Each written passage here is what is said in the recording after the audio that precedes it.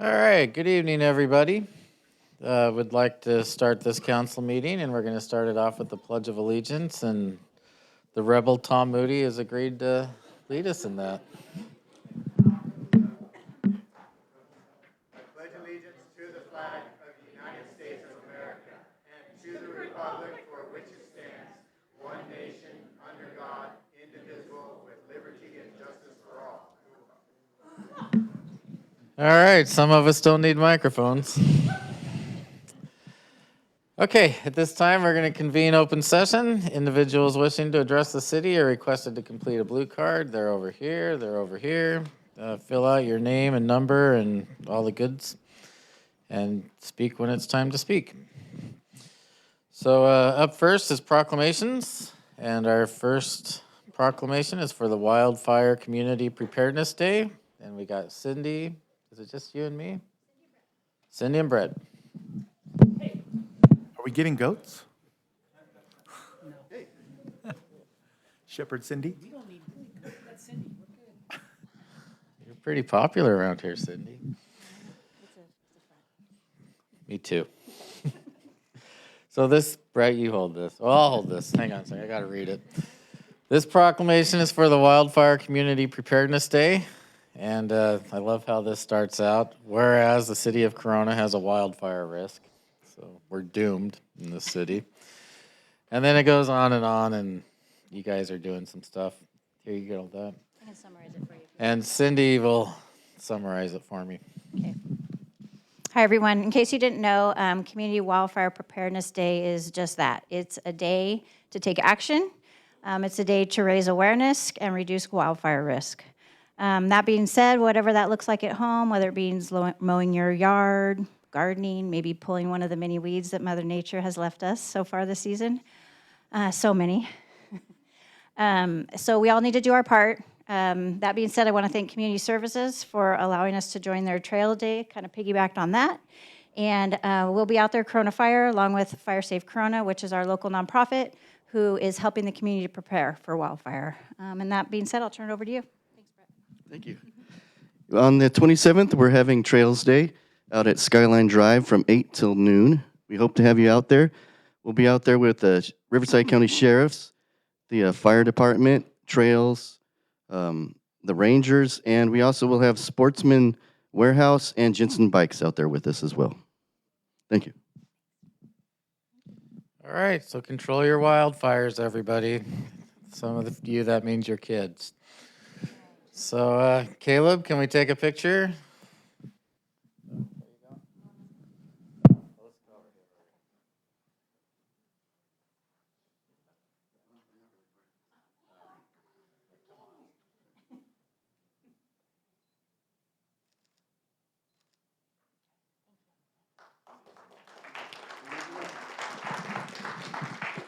All right, a little clap for the wildfire. Thought they were a hockey team. Up next is, this is a good one. Proclamation for Healthy Kids Day. Audrey Echenoz. She's got her own fan club. And she's bringing, so they're all going to sing YMCA while they're up here. Oh. And there's Cindy again. You guys want to talk about wildfires? Sure. If you give me like 2 seconds, I'll find the YMCA theme song and play it over.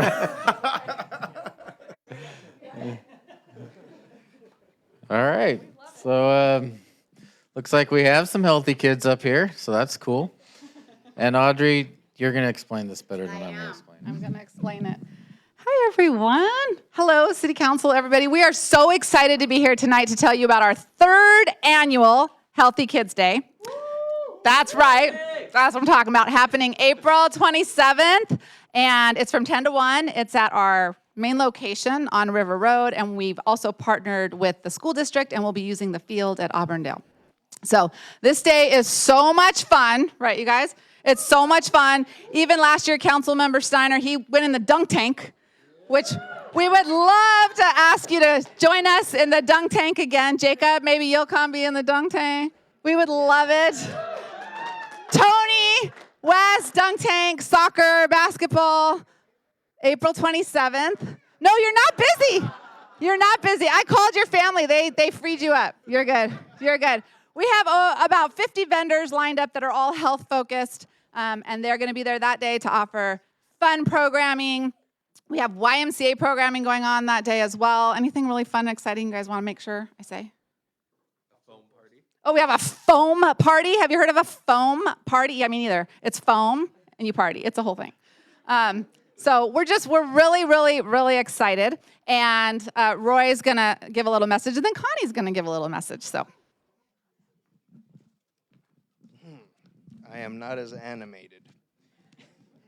Día de los Niños Saludables, 27 de abril, gratis y abierto al público, 10 a 1 de la tarde.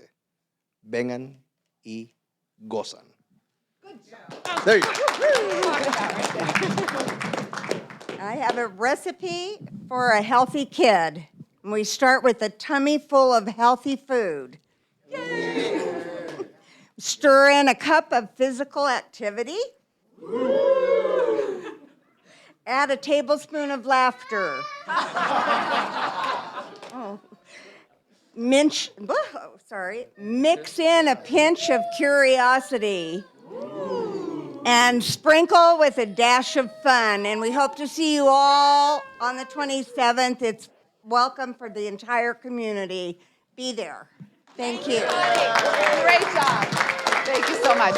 We do have some T-shirts that we're gonna pass out. If you haven't already, you already did. That is how we roll at the Y. So thank you so much. Thank you, Mayor. All right. Glad everybody's been healthy for 3 years. It's horrible before that. So we have a proclamation, and all proclamations are boring, except for that wildfire one. That was pretty good. So Audrey, I'll hand this to you because you're better looking than me. And Caleb, will you take a picture of all these teenagers?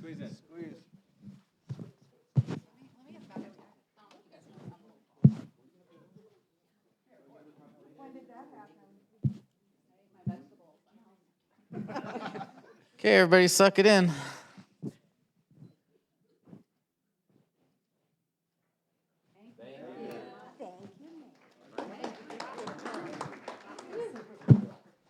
Our third one, but the Y's I can give a whole speech, but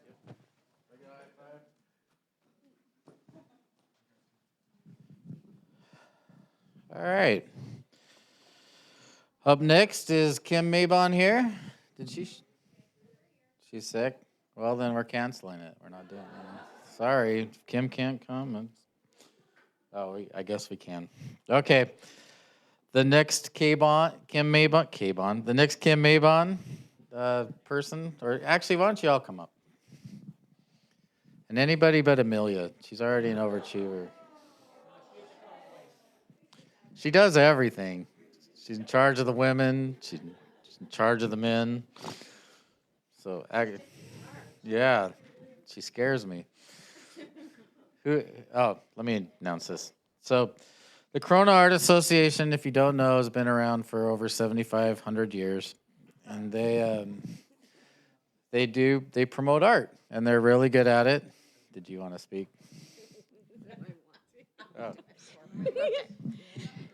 Okay, everybody, thank you for coming tonight. So we are your local community organization, and our job is mostly to inspire and educate art. So if you haven't taken an art class since 3rd grade or 1st grade, come see us. We have art classes for adults, for children, and it's just a fun place to play. So we have been around for 60 years. Yeah, well, now it's 61 years. And we are in the middle of our 61st birthday, and we have lots of things going on, so look us up online.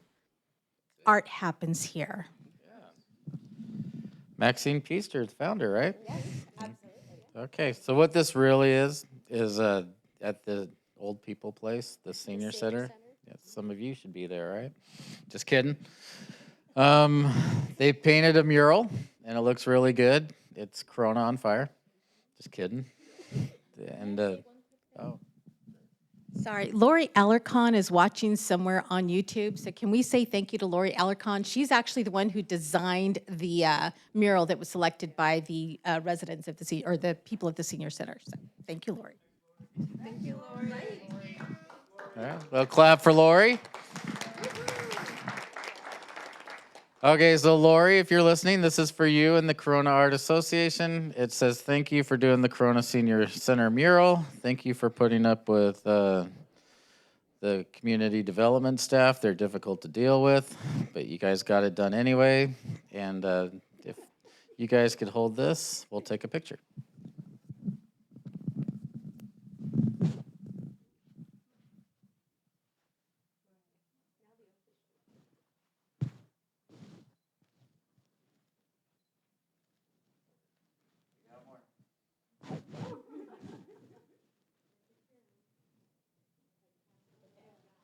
All right.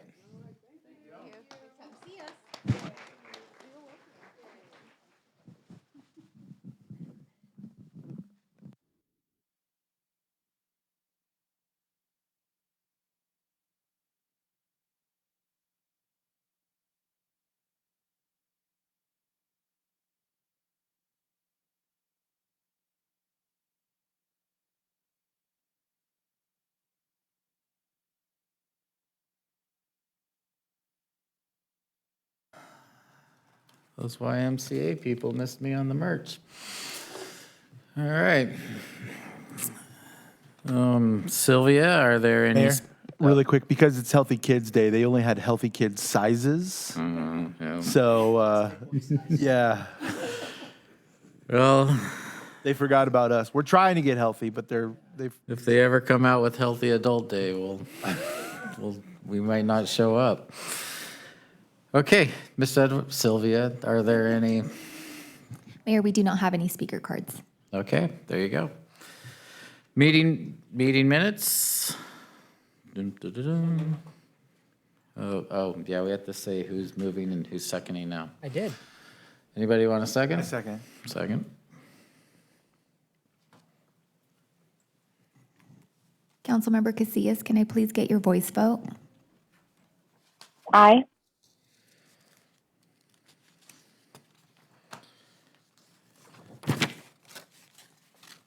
Okay, passes 5-0. All right. Consent calendar. All items listed on the consent calendar are considered to be routine matters. Status reports or documents covering previous city council action. The items listed on the consent calendar may be enacted in one motion. With the concurrence of the city council, a council member or any person in attendance may request that an item be removed for further consideration. For items number 19, Councilmember Casillas is going to recuse herself. Item number 20, Councilmember Speak is going to recuse himself. With that, would any of my colleagues like to pull any items for discussion? 0. Ms. Casillas? Okay. None for me, Mayor. Thank you. None for her. Sylvia? Anybody? Mayor, we do not have any speaker cards for the consent calendar. Will you look at that? I'll move. Second. It's not confusing at all, right? We all just say it at the same time? Okay, just checking. Councilmember Casillas, can I please get your voice vote? Aye.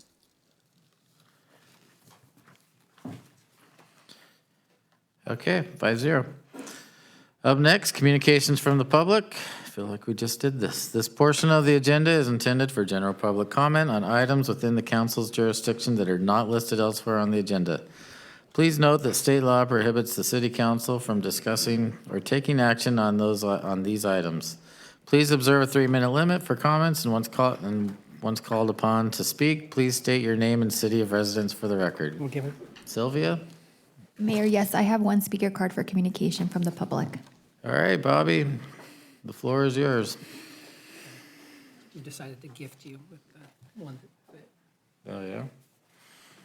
It's a long tradition that Italian people can't wear white, Yeah. so it'll be safer in your hands, Mayor. Thank you so much, Council. My name is Bobby Spiegel. I'm the President and CEO for the Corona Chamber. I'd like to just do 2 announcements tonight. One is for this coming up May 25th. It is Memorial Day. One of the things that our foundation is doing is really doing a campaign to teach people not to say Happy Memorial Day. Memorial Day is reserved for those that have paid the ultimate sacrifice while serving our country. They lose their life, and that's what Memorial Day is to do, is to honor and remember and respect them. So we are going to do our annual march. It's called the Memorial Mile March. It is a walk starting at the Corona Chamber of Commerce on East 6th Street and proceeding around the historic part of Grand Boulevard. The whole Grand Boulevard's historic now, but up the part that we're going on and then over to City Hall, the front part, and we will put flags. Can you advance the next slide, Caleb, for me? Thank you.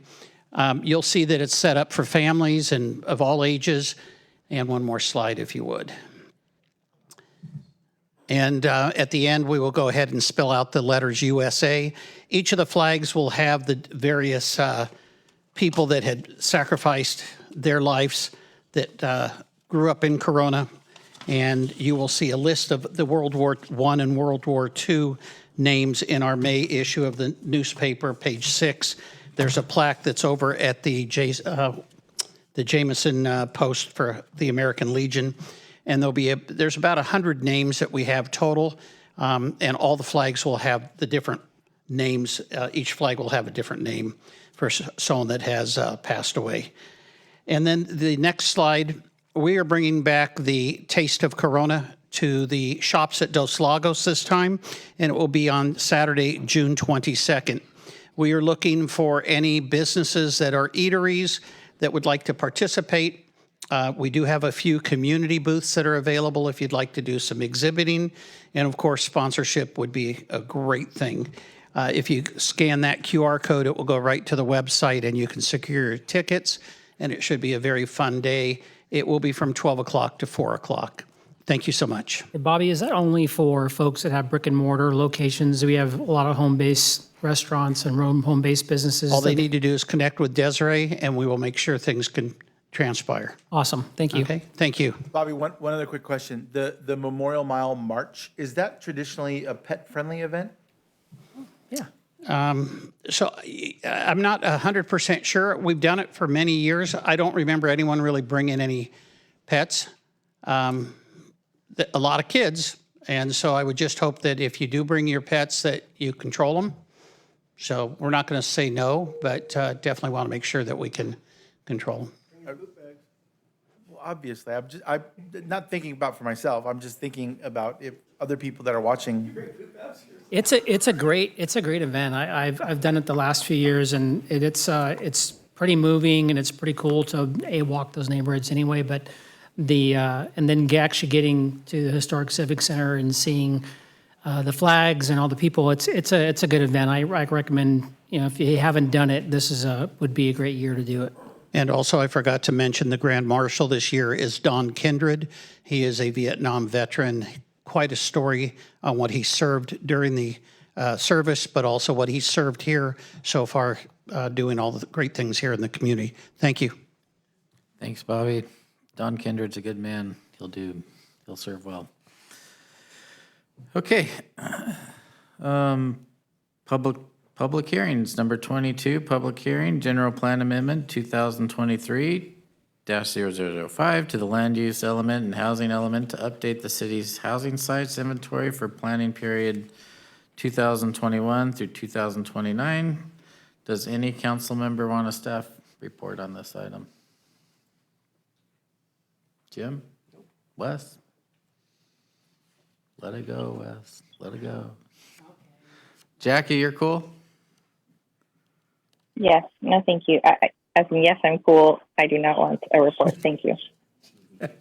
Thanks for clarifying. It's beginning to wonder. Do we have a motion? Oh, wait. Are there any public comments? Mayor, you need to open the public hearing. Oh, public hearing's open. Are there any public comments? Mayor, we did not receive correspondence or speaker cards for this item. I'm glad we went through that. Okay, public hearing's closed. I'll move. Tony moves, Wes seconds, and we can vote. Councilmember Casillas, can I please get your voice vote? Aye.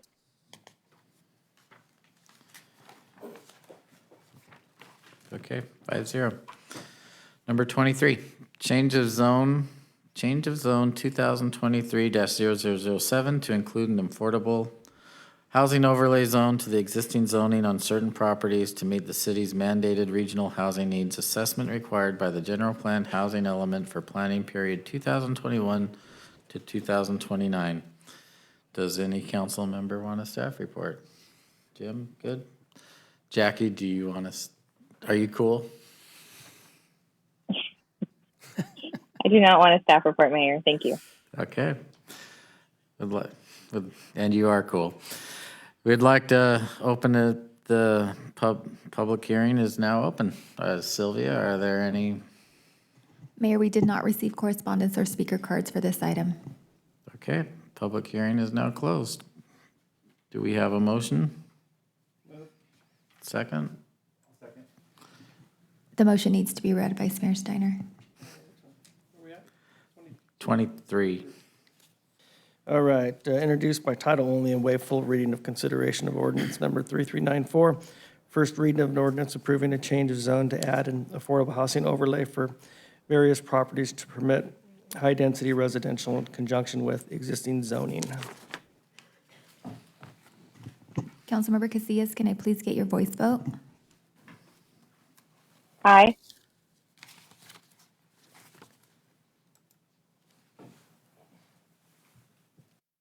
Okay, item number 24, specific plan amendment, SBA 2023-0008. These things only go in even numbers.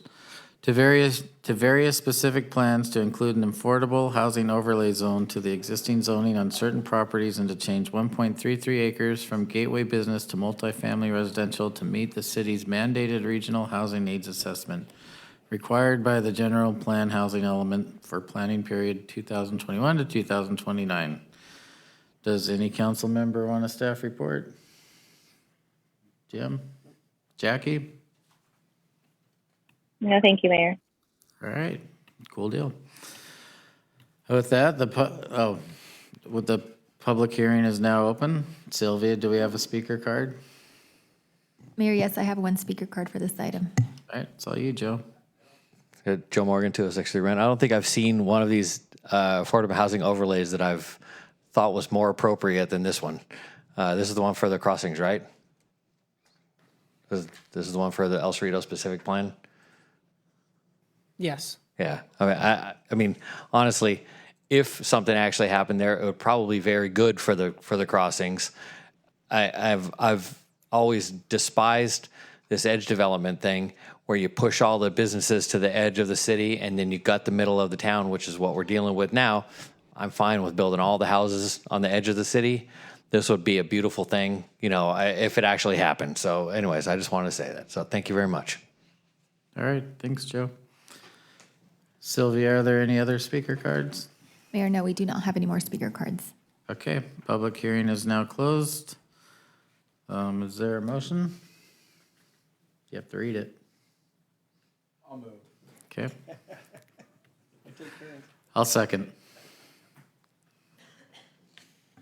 Introduced by title only and waive full reading of consideration of ordinance number 3395, first reading of an ordinance approving amendments to the Northeast Corona Specific Plan, SP 81-2, and the El Cerrito Specific Plan, SP 91-2, to add an affordable housing overlay zone for properties identified on the housing sites inventory to permit high-density residential in conjunction with existing zoning.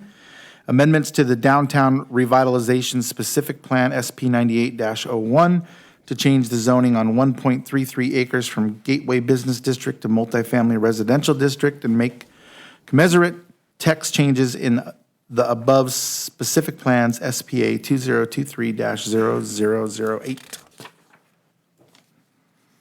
Councilmember Casillas, can I please get your voice vote? Aye.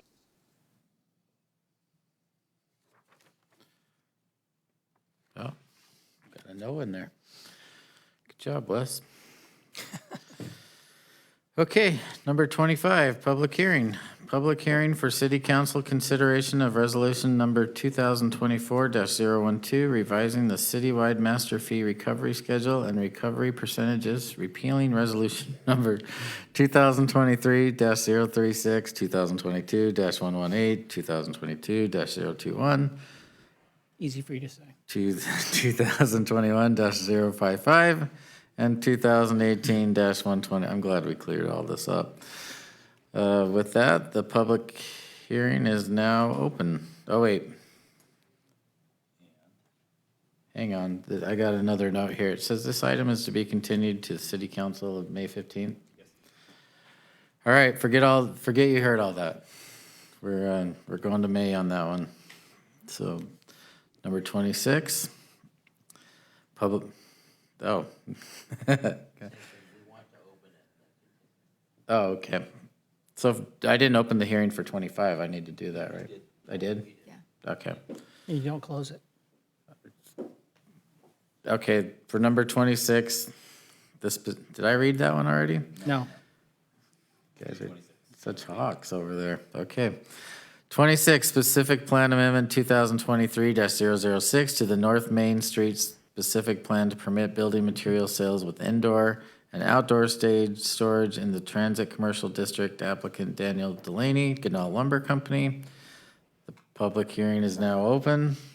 And with that, the item is being continued to the City Council meeting of May 1st, 2024. Did I do that right, Jacob? Yep. Okay. Okay, there you go.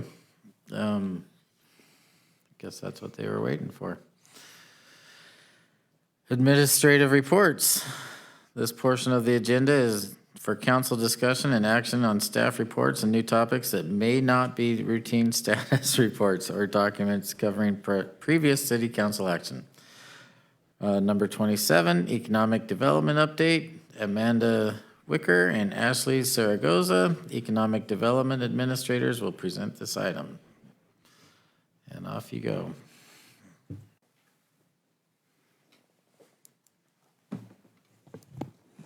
Good evening, Mayor and members of the council. Ashley and I are very excited to be here this evening and to share an update on our Economic Development Strategic Plan implementation, as well as recent efforts from our department. So just a brief agenda for our discussion. We worked with Beacon Economics on producing a regional employment profile just to better understand how our local economy is performing. So we'll talk a little bit about that. And then go into our strategic plan updates, talk about the implementation plan and the progress. We have our consultant, Charles Parker from the Retail Coach, who will go into providing an update on our retail attraction, and then just quickly cover what's coming up next. So jumping into how our local economy is doing. So again, we worked with Beacon Economics to help produce this report. This is going to be available, it currently is available actually on our Economic Development Strategic Plan webpage on the website. So you can do a deep dive there and see how our economy is doing. But a couple of things that we wanted to highlight. Our local labor force for Corona specifically is 89,200. That's just under 8% of Riverside County's total labor force. We continue to maintain a low unemployment rate at about 4.6%, which is performing better than both the county and state unemployment at 5.6%. And keeping in mind that labor force number, we're very happy that we have close to a 1-to-1 ratio between both jobs and our labor force. So we have just over 88,500 jobs in the city of Corona, and that was a year-over-year growth of about 2.5% from the prior year. And those jobs encompass just under 11% of all Riverside County jobs. So again, our labor force is about 8%. However, we're providing 11% of jobs in Riverside County. And then just to highlight how our industries are doing in terms of employee wages, our top three for the latest figures that we have are by industry are information, professional, science, technology, and management, and wholesale trade. All of which have average annual salaries of about $90,000 and are continuing to grow. So jumping into our Economic Development Strategic Plan. So just as a reminder, this plan was adopted by City Council in August of 2022. It's comprised of 6 strategic goals, 44 strategic actions, 27 key performance indicators or KPIs, 21 milestone measurements, and again, very happy to share that about 82%, so 36 out of 44 strategic actions, are either in progress, complete, or ongoing. As a reminder for our strategic goals, they include to elevate entrepreneurs and small businesses, facilitate business expansion and retention, prepare and support our residents for jobs of the future, facilitate planning and development, encourage placemaking and community, and enhance communication and connection. Jumping into our first goal of elevating entrepreneurs and small businesses, we have 12 strategic actions associated with this goal. 2 are in progress, 3 completed, 6 ongoing, and 1 is upcoming. On the right side of the screen, you're seeing some notable accomplishments for 2023. So we continue to offer entrepreneurship development programs through our partnerships with SCORE, as well as the Emprendedores program, which is a 8-week Spanish speaker entrepreneurship development course. Great news there. We were able to utilize ARPA funding, which council had appropriated as business support. So federal funding is now used for those entrepreneurship development programs. We also launched 2 small business grant programs in November of 2023. Again, utilizing ARPA funding, we were able to provide 30 $10,000 grants to Corona-based small businesses with 5 to 25 employees. And we provided 60 entrepreneurs with 4 or fewer employees $5,000 grants. And I'll go into the industry breakdown on the next slide for those programs. And then business promotion, again, in partnership with our wonderful communications team at the city, we were able to grow business promotion from 38 businesses in 2022 to 54 businesses in 2023. So just a quick breakdown in terms of the business makeup for our small business grant applicants. We had, awardees, we had 10 different industries that were represented as part of this. So the most common was restaurant and food service, followed by healthcare, fitness, education, automotive, and so on. And for our entrepreneur grants, 11 industries that were represented as part of our grantees. The most common awardees included professional services at 25%, followed by personal services, other, retail, manufacturing, so on.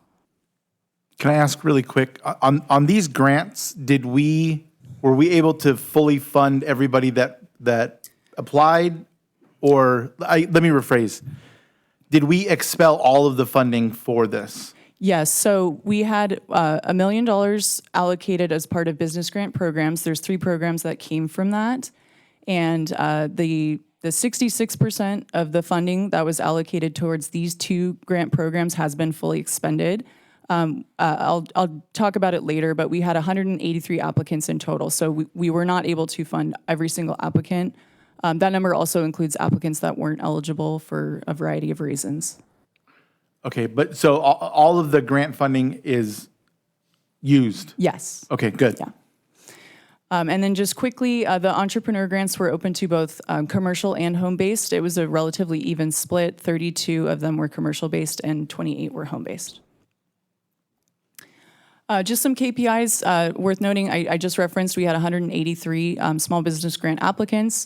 Ashley will talk a little bit more about our downtown commercial beautification grant. That's also ARPA funded and part of that $1 million appropriation we were talking about. So that number will go up. We've distributed, again, this is based on 2023 numbers. It's actually 66% to date, but 33% as of the 2023 update were distributed. And our entrepreneurship programs continue to perform well. Our Emprendedores program has maintained a 100% successful launch rate from our participants. Really quick, Ms. Wicker, before you go on, and I'm not familiar with that's actually in the grant. Did they have to say what they were going to use the money for? It was awarded on a reimbursement basis, so there was a set list of eligible expenses that it could be utilized for, such as rent, employee payroll. I mean, that would be great to go back and check on these folks a year later, just to kind of see, if that helped. Yeah, we absolutely could do that. I would love it. I think it'd be great just to kind of see whether or not it's worth reinvesting in this. And I know we used ARPA funds this time, but if it shows that we're actually helped, help people, either keep going or expand their business, I'd like to find ways to find more money for that. Thank you. And then just a couple milestone measurements to call out. We have completed our How to Do Business guide, which is available both digitally and in person at City Hall lobbies. That's available in both English and Spanish. And we, again, have identified a focus area for a commercial facade improvement program. And that program is underway. We're looking forward to sharing an update later this year. We'd now like to discuss our second strategic goal, which is to facilitate business expansion and retention. There are 7 strategic actions associated with this. 2 are in progress, 1 is completed, and 4 are ongoing. Some notable highlights for this are that we assisted 50 companies with identifying sites for relocation or expansion. We submitted market data and marketing packets to 85 retailers, restaurants, and entertainment concepts. And we conducted business outreach and visitations to 192 companies. So that outreach is really impactful in ensuring they're aware of all the resources that our city has to offer, or many of our various partners, whether it's the state, local, federal level, making sure that they're able to tap into those resources.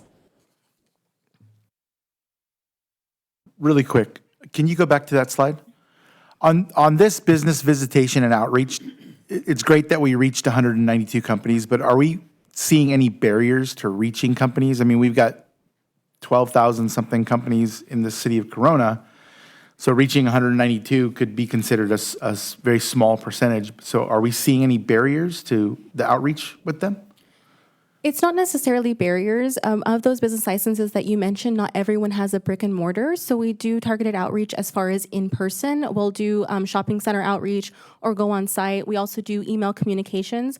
Those are ones that lead into also additional conversations. So we can definitely look at increasing that number over time, but it's very much dedicating the time to go out there or making those phone calls or sending out those emails, participating events, right? All these different opportunities to network with that community.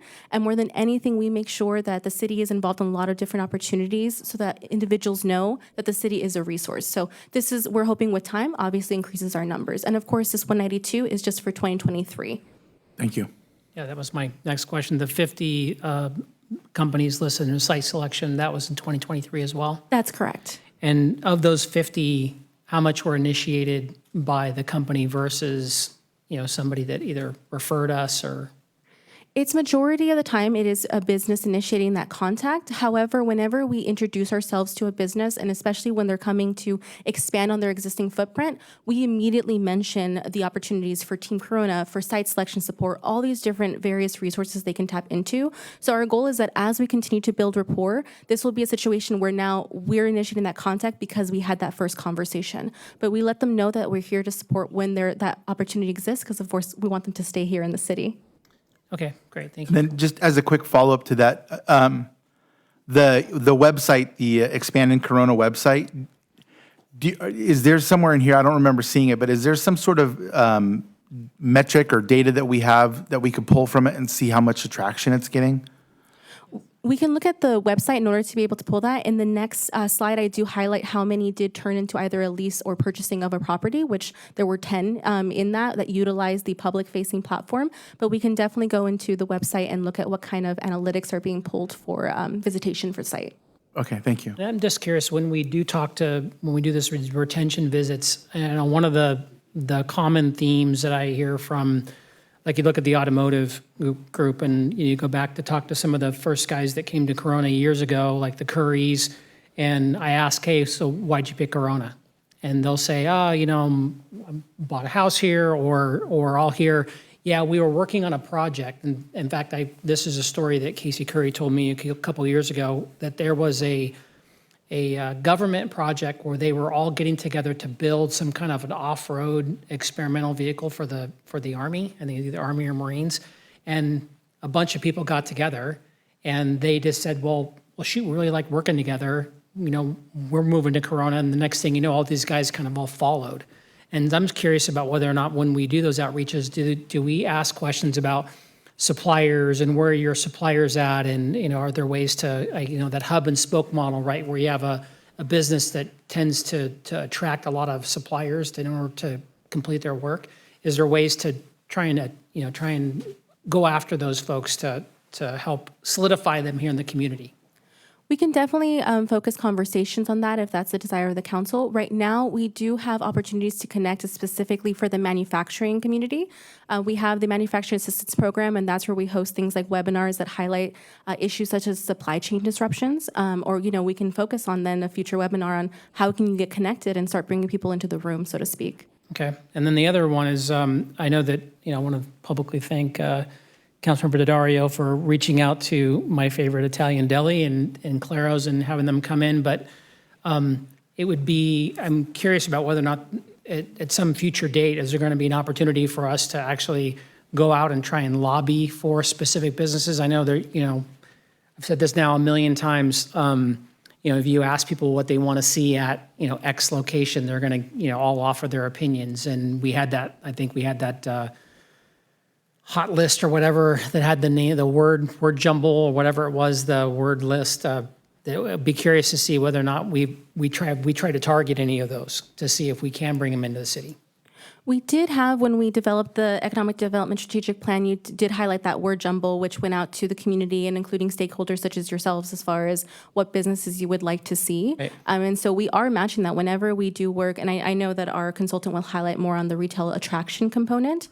So as far as are we looking at those lists as well as the psychographics aligned with those businesses, we are. So we are making sure, and again, that lines more with the attraction piece of the Right. house, what we do. But if there's appetite for that as well and additional things you want to comment, I mean, we're very much all ears as far as what you're looking to bring. And we do have those conversations based on, again, that feedback that we received initially to develop this 5-year plan to begin with. Yeah, I sat on a webinar, I think it was either today or yesterday, and it was by the retail coaches, one of their competitors. And I get, invited to them, and if I can, listen in for an hour, I do. And one of the constant, in fact, I think this has been a repeating theme, that businesses they'll really pick where they want to be based on how easy it is to get through the city. If you can promise a timeline and you can promise to get through in a certain time frame, that weighs heavily in where they're going to invest, because they have a lot of opportunities in different places. If we reach out to figure out where they, do you want to come here? And then, but they have, probably 50 different options. I imagine Claro's could have picked, half of the cities in Western Riverside County and said, great. But are there, I'd like to really tell that story about how we can, either fast track or give people timelines of how fast it'll take them to get through the system. I know that's a complicated question, but I've heard it repeatedly, including the city manager's favorite, Cafe Rio. I talked to one of their site location guys probably about 6 months ago, and he told me the same thing. The number one driver of where they're going to go is how fast they can get open. And if you can't tell them a timeline, they're going to tell you, "Thank you, we'll go somewhere else," which is probably why they're in Eastville. I think they had an open spot, had everything they needed, and they were able to get in quicker. So I'm just curious about if we can, find ways to target, some of those businesses that our residents have expressed that they want to see. Yeah, just to address that too, again, we'll highlight it a little bit later in the presentation, but one of the things that we're working with, again, with our communications team is, it's kind of a soft launch right now, but we're working on developing a commercial development campaign, kind of highlighting the ease of getting your business to start in Corona and how we can navigate that. So that, I think, will be important messaging for us to get out. That'd be great. I mean, because right now I think, I see a lot of other cities. I've talked to a couple of other cities, and they're all talking about going to ISC. And, that's great and all, getting another, national chain, but it would be really cool to have some of these smaller chains or mom and pops, and if we can find ways to kind of bridge that gap and, bring them into the city to help kind of meet an express need, it would be great. Thank you. Absolutely. And with that, whenever we do those initial introductions, we offer that Team Corona opportunity. And that's really where we're able to highlight the streamlined process. And of course, we understand the business community talks. So our goal is to make sure that those are very effective and robust so that we can continue to move forward and build that good rapport with them. Yeah, and I've heard nothing but great things from you. You guys have done a fantastic job with the folks that you are talking to. All of them have come back. Every single one of them have come back and told me how happy they were with the Team Corona concept, how happy they were with the service that they got from you all, and And like I said, I just want to go out and grab some more people and, stick them into the meat grinder. Noted, thank you. And if I can just chime in, if you have specific suggestions on who you want us to go and talk to, we're happy to do that. Okay, great. Please let us know. I mean, Councilmember Daddario, great example of going out. He knew Claros was the one he wanted, and he talked to them. And of course, we're happy if he sends them our way as he did. So any suggestions, if you've got some top favorites, please let us know. We're happy to go make those contacts. And I think it necessarily shouldn't be about, though I love Claros, but it shouldn't be about what we want. It should be what the community has said that they've wanted. Well, if there's things or restaurants or businesses that the community has told you that they'd like, please let us know specifically what those are. We love going out after targeted outreach like that. Perfect, thank you. Yeah, specific is good. DeWalt, Caterpillar, John Deere. Mr. Good Ellis. specifics. Mr. Ellis, really quick, Wes got pretty far ahead before I could jump in.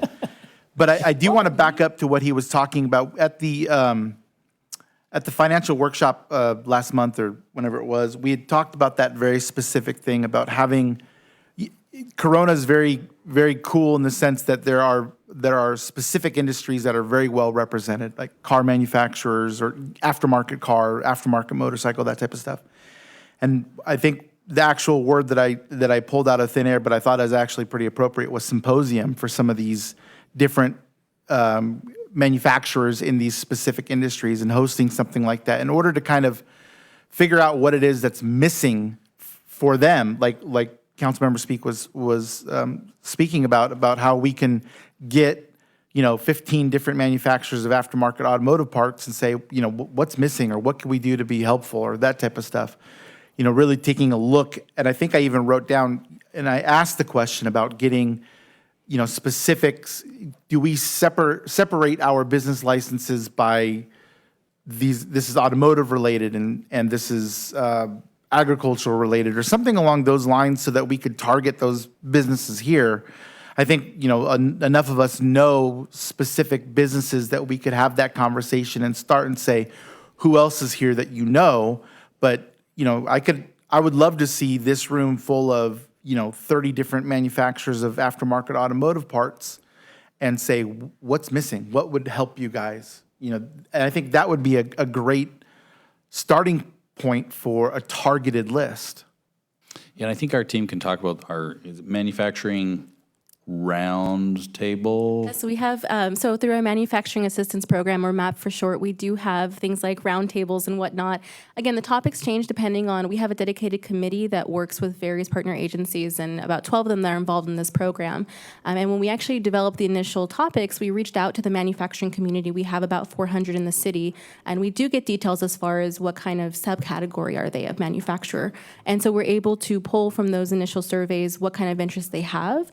And this is kind of going forward before some of these key things I'll mention, but I'm excited to see the passion in that, because we're very much focused on the manufacturing communities, because they are one of our top industries here.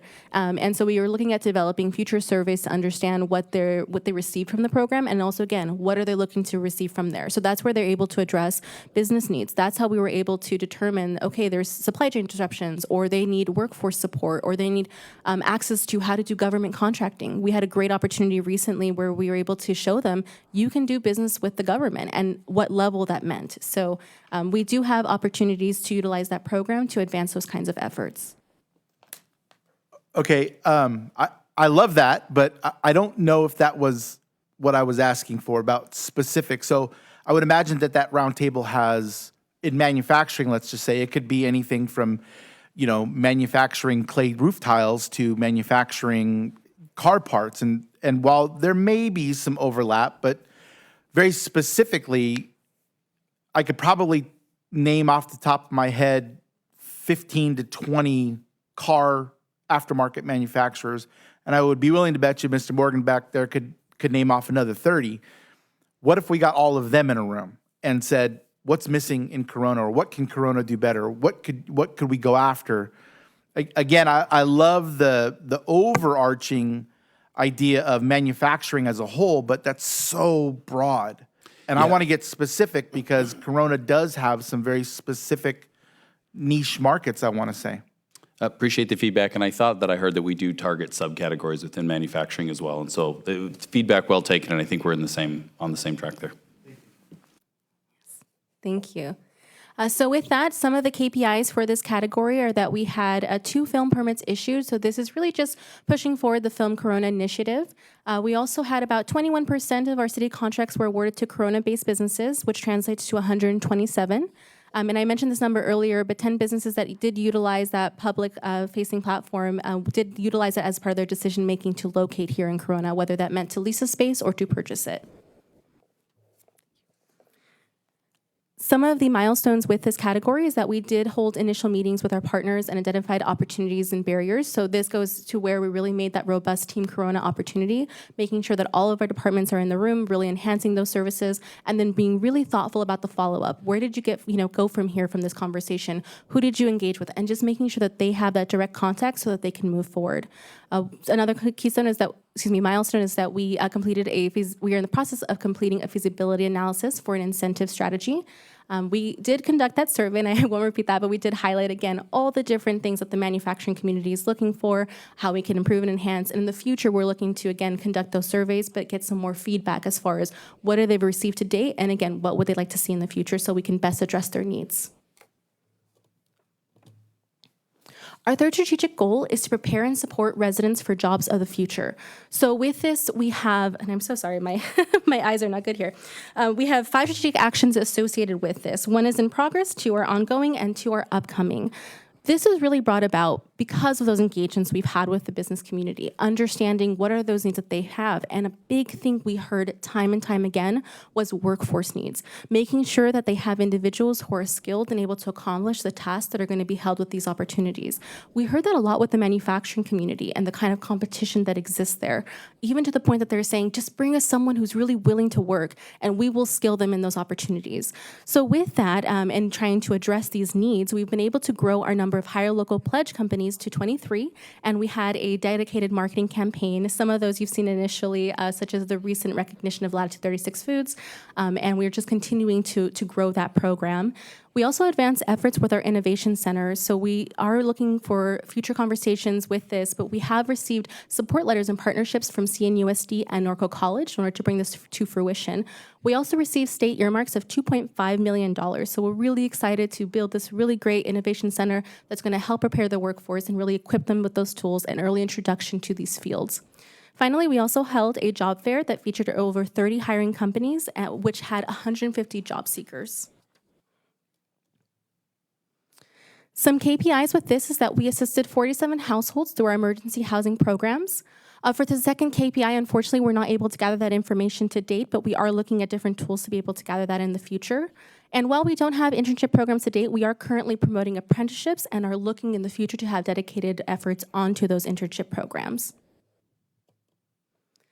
Some milestones with this are that we did implement the job fair. We are looking to host more in the future, and from those we'll be able to survey the participants. What was their experience? Who would they like to see? Who were they able to engage with? All these great opportunities that we'd like to really capture. We're also looking in upcoming to meet with leaders in the healthcare industry to determine feasibility of creating a medical field workforce development program and identifying those partners. While this is upcoming, we did see some key successes early on. For example, our adult school did work with CRMC to create a pipeline for their future workforce. So again, even though we haven't had those dedicated efforts yet, that introduction happened to an initial conversation that we held, and we're already seeing those successes.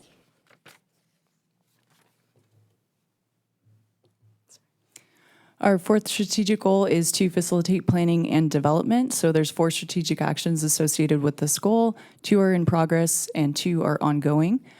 Some notable accomplishments in 2023 were we really amped up our commercial broker outreach. We connected with over 70 locally based commercial brokers in order to establish dialogue and offer our support. We also held, in partnership with Planning, Building, Fire, and Development Services, a commercial development event in September. And again, just a great opportunity to connect with that community. And for Team Corona meetings, we held more than 20 Team Corona meetings in order to support business expansion and relocation. So some KPIs for this, for 2023 specifically, 80% of Team Corona meetings resulted in Corona business expansion or relocation. That number honestly would go up. However, expansion takes time. So some of those companies are still navigating through the processes in order to make the final determination. We also had 294 permits associated to our cluster industries, so construction, healthcare, manufacturing, et cetera.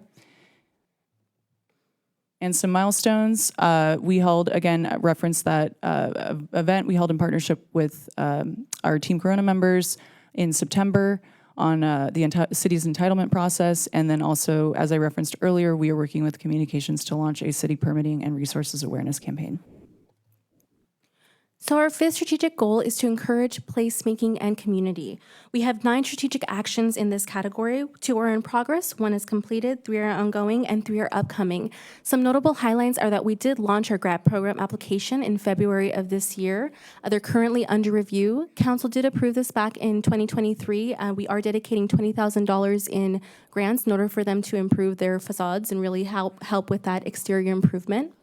We also did move forward with the downtown revitalization implementation. 34 of the 45 strategic actions are currently in progress, complete, or ongoing. You did, Council, receive that update recently, which highlighted all the various projects that we're pushing forward in the downtown.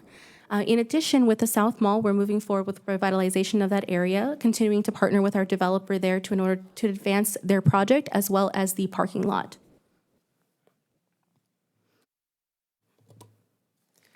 With that, some of our KPIs are that 37% of residents rated the quality and number of places to create, socialize, meet, and connect as good or excellent. We held 33 events in the downtown, 2 of which were open air stage events with 2,500 attendees. And while we don't have any new trails to date, the RFP was published for a citywide bicycle master plan update. Some milestones with this is that we did produce a business liaison brochure and distributed those to businesses, and we continue to do that process. We also are looking in the future to survey downtown businesses on their interest and feasibility of forming a business improvement district, or BID for short. And we did complete evaluation of public financing feasibility, which again was during that council update where we received your direction. And that survey for the BID, how did that come out? That's upcoming. I'm sorry, I should have clarified that. Okay. we'll have Yeah, those. upcoming, it does say that. I'm sorry, I just read it and got excited. No, it's great. We'll definitely share that in the future. Thank you. Oops, sorry. No. So our next strategic goal is number 6, enhance communication and connection. So with this, we have 7 strategic actions. 2 are in progress, 3 are ongoing, and 2 are upcoming. Some notable accomplishments with this is that we are moving forward with our efforts for our downtown Corona branding. We're really excited to be able to create that sense of place and community and really so that people know that they're in the downtown. We also successfully launched a Shop Local campaign, encouraging residents to prioritize local businesses. This is where you'll see a lot of those reels, opportunities, stickers, highlighting again, it's so important to do business in your own backyard, going to your local mom and pop and making sure that they're engaging again with the Corona community. We also grew our target audience through dedicated outreach and increased newsletter subscribers and social media networks. Some KPIs with this is that 60% of our resources are now available in Spanish, which is really great that we're able to connect with the community. We also grew our followers. For LinkedIn, we went from 58 to 221, Instagram from 32 to 279, and we also did engage with 78% of our commercial brokers here in Corona. With our milestones, we did complete our rebranding guidelines, and we did update our economic development webpage and marketing materials. So with that, Council, as promised, we are going to highlight all the opportunities for retail attraction. We have our consultant here, Charles Parker, with the Retail Coach, and he's going to share that information now. One second, Mr. Parker, one second, please. Could you go back 2 slides for me really quick? Is there a separate social media account for economic development? That's correct. Could you tell me what that is, please? It's Corona_OED. I don't think I've seen that. We're on Instagram and LinkedIn. Thank you. It's really great because whenever we have those reels, we also cross-promote, and then we support our shopping centers as well by showcasing those different openings or opportunities of what they have to offer. So it's really exciting. Thank you.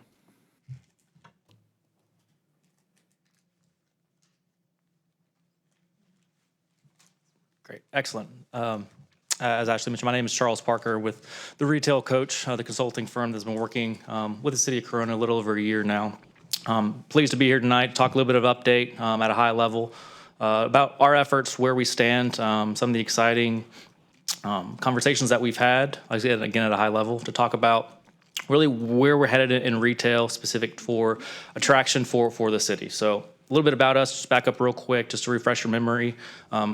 We're a consulting firm that works with communities across the country to assist with market analysis, but actual proactive retail recruitment, being the megaphone for the communities that we work with and the facilitator between brokers, site selectors, developers, commercial real estate professionals to help drive the opportunity and ultimately get more businesses in the retail, hospitality, and entertainment sectors to those areas. Over the last almost 25 years, we've worked in over 800 communities in 41 states. And we've got our tried and true Retail 360 process. I'm going to walk through just a few pieces of these over the next few slides to give you a little bit of an update on where we're at with our project, what we're talking about, our high notes of how we are marketing the opportunity here in Corona. And then again, summarize a few of the conversations that we are having and where they're headed. So overall to date, I know we had a number 85 retailers last year in 2023. To date, including this first quarter this year, we've had contact with over 100 retail businesses, restaurants, entertainment concepts, including brokers and developers, and ultimately the key decision holders and makers that make those decisions on what markets to enter. A lot of that is driven by, what we consider our match list. Where are the target prospects? And there's a lot that goes into how do we determine what businesses to reach out to. A lot of it goes on to current retail trends, what's going on in the industry right now, what brands are expanding. A lot of it goes into the real estate. What spaces do we have to fill up? We want to make sure that the brands that we're going after make sense with the actual real estate offerings that are available in town. And then a lot of it is collaboration with the city as well. We want to make sure that the brands that we're targeting aren't elevated. We're not going after low-hanging fruit. We're going after destinations, brands that help our overall retail economy take the next step forward. And part of that includes taking in feedback from the survey that staff mentioned a few minutes ago as part of what goes into that outreach for that. So that's where, those 100 plus retailers and restaurants concepts come into play.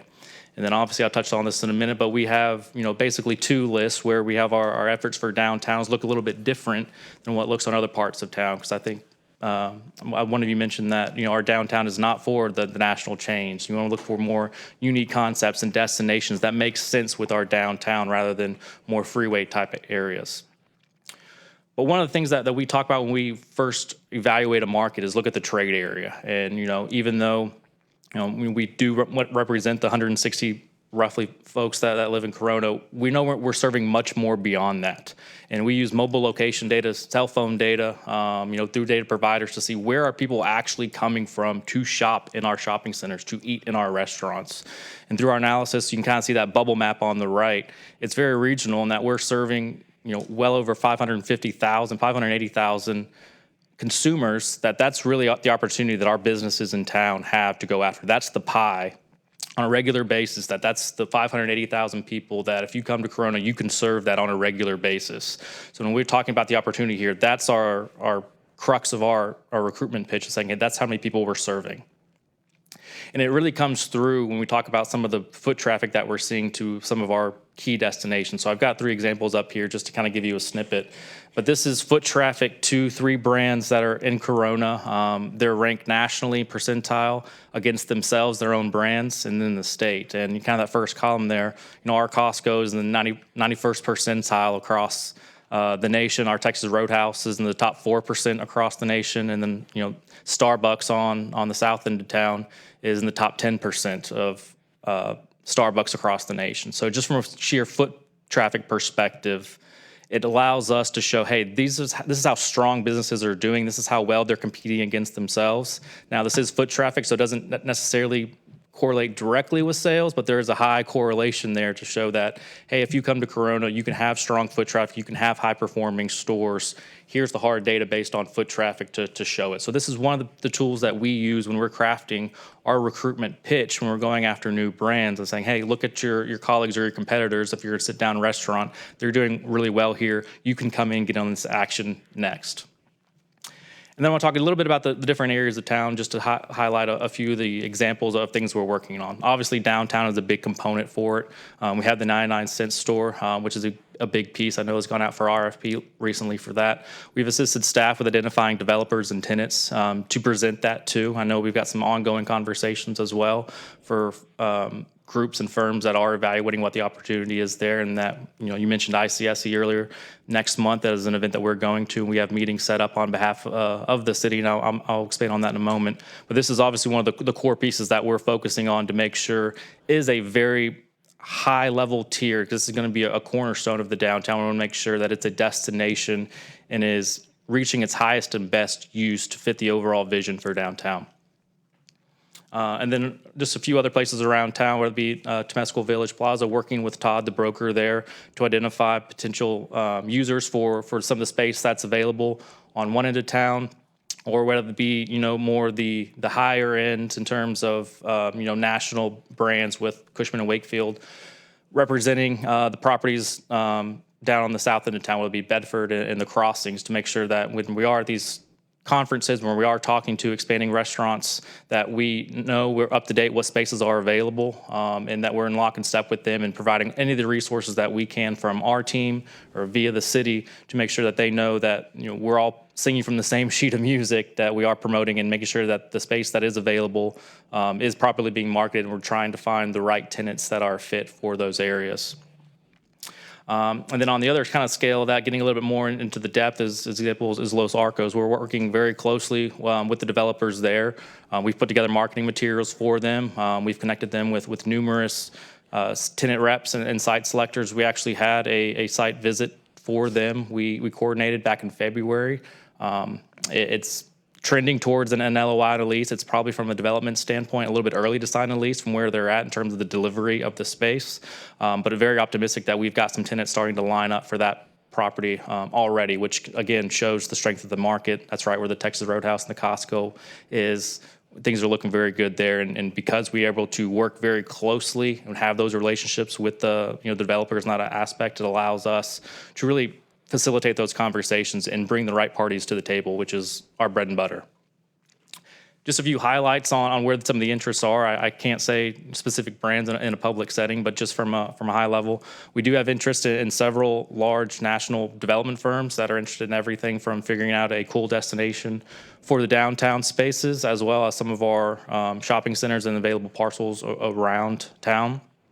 We have everything from beverage stores to package stores on that side of thing, looking for space and evaluating that we've set up with property owners. Multiple concepts for coffee are looking and trying to find space that we're facilitating with the right property owners. Major Flag Hotel, and then really, like I say, looking for the highest and best uses for those entertainment concepts. That's one that I know is in big demand, and that we are spending a lot of resources making sure that we get in front of them, whether it be trampoline, bowling, laser tag, family fun and entertainment. Those are things that we're really focusing on, and that's one of the things that is a top priority for us. In relation to that, we've actually set a meeting with a emerging pickleball concept. We got a meeting with them in Vegas next month at ICSC that has expressed an interest in wanting to be here in town. So we're going to sit down and talk with them, put potential sites in front of them, talk about what's it going to take to get them to town, be an extension of the city for that. So that was a really neat one to have, and it's not just the regional ones as well. We've got a restaurant group out of Texas that's looking to drop their first Southern California locations, and we've got a meeting with them in Vegas as well to look at things. So we want to look at a very high level, bring in some very high quality pieces to talk about, whether that be in Las Vegas next month or the regional shows in Monterey or in Western, ICSC Western, which is going to be in Palm Springs in September this year, where we work with staff or and representing staff at these events to make sure that we are putting the best foot forward, representing the opportunities here in town and connecting those dots with property owners, with brokers, whoever the powers may be, to put that thing forward. And then lastly, just wanted to throw this in there as just a quick reminder of what all goes into the commercial real estate life cycle. I know all of you know this, but it is a process in terms of what goes into first contact to eating chicken nuggets for Chick-fil-A. If you get a Chick-fil-A to say yes, you're not eating chicken nuggets for 18 months to 2 years by the time you get to a yes. In most cases, there are some examples of fast tracking that, but this is an overall process. And I think with where we're at with our project with the city, we're well on our way, and our working towards getting some of the vacancies filled up, as well as new developments with exciting concepts that have shown an interest. We want to make sure those contracts and those conversations stay online.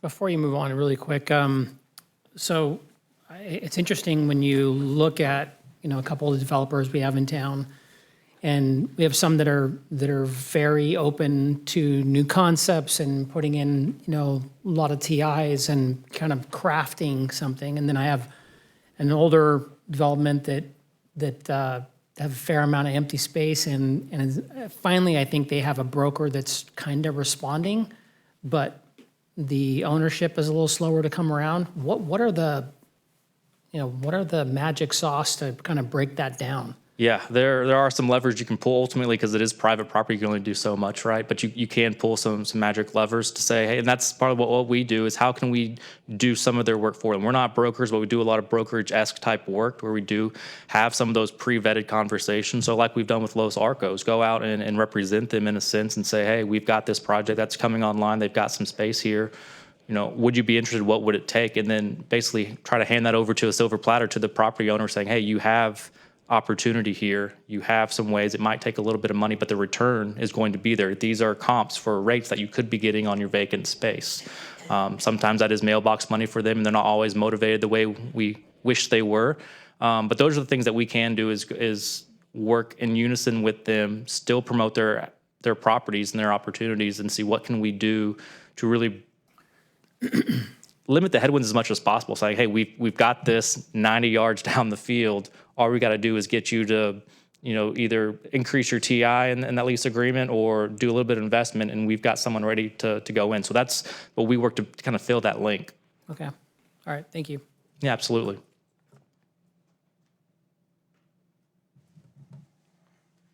Thank you very much. Just really quick. I mean, I said earlier, I probably one of your competitors, but we had a webinar yesterday too. It could have been us. I don't know. Wait, maybe it was you guys. No, it was somebody else. Anyway, maybe you didn't. Yeah, you look familiar. Were you in the webinar?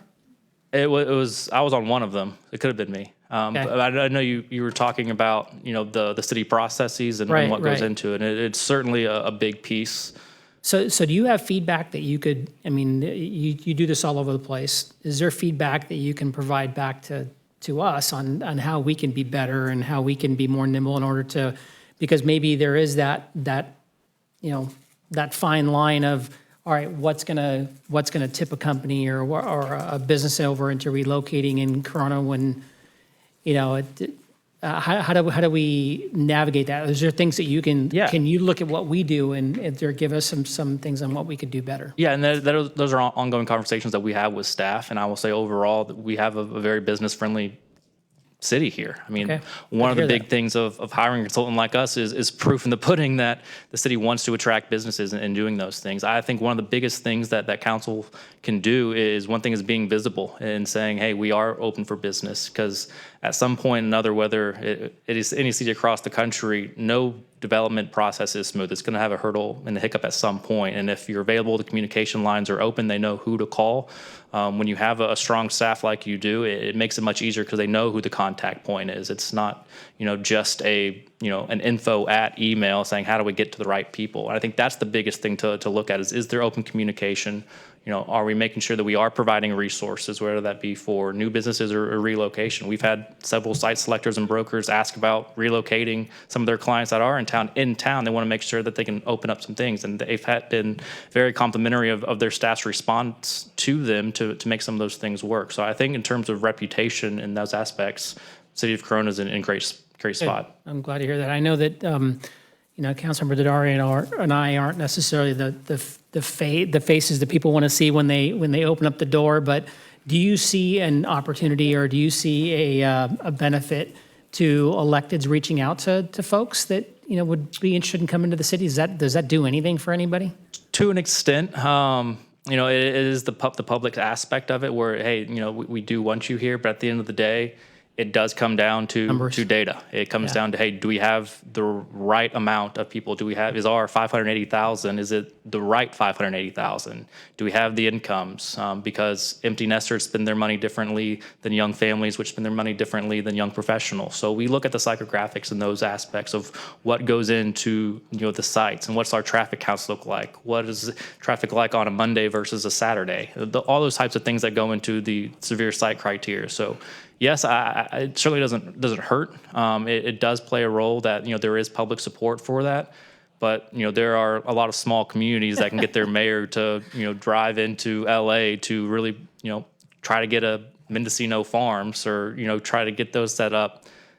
Doesn't mean Mendocino Farms is going to love the cheerleading to make it happen. Over there, the mayor's not going to LA. I'll drive. It's fine. It's all good. Thank you. Keeps going. Sorry, I didn't mean to cut you off. No, you're fine. No, so it is a part of it, but it does come down to data-driven decisions. Okay. Thank you very much. Thank you. Ashley, are you guys good, or did you want to? Just a few more comments, please, Council. So just want to highlight what's up on the horizon. For fiscal year 2024, Amanda did reference this earlier, but we are looking at a communication strategy to really highlight and promote that very streamlined development and process that we have here. Again, very business friendly, making sure that they know we're engaged and they can really see how much of an asset it is to actually be located here in Corona. For fiscal year 2025, we're looking at creating that incentive strategy. We're in the process of developing that and also hosting a small business symposium. In fiscal year 2026, we're looking at expanding our partnerships with local schools and launching the Innovation Center. And finally, in fiscal year 2027, we're looking to have significant progress in the Corona Mall redevelopment. And with that, thank you so much, Council, for your time this evening. Greatly appreciate it. All right, thank you. Thank you, Wicker and Zaragoza, the WZ. Do I dare say, do any of my colleagues have comments? You good? Okay, Sylvia, are there any speaker cards? Mayor, we have one speaker card for this item. All right, Fuller, if you dare.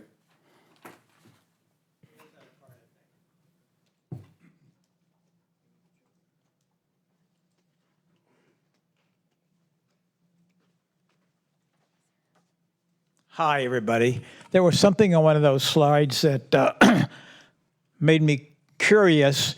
I'm not sure how much it pertained to Corona, but when did that ever stop me? And it seems from listening to your terrific presentation that the city's economic condition is pretty good. Is that right? I mean, is that kind of like where we are?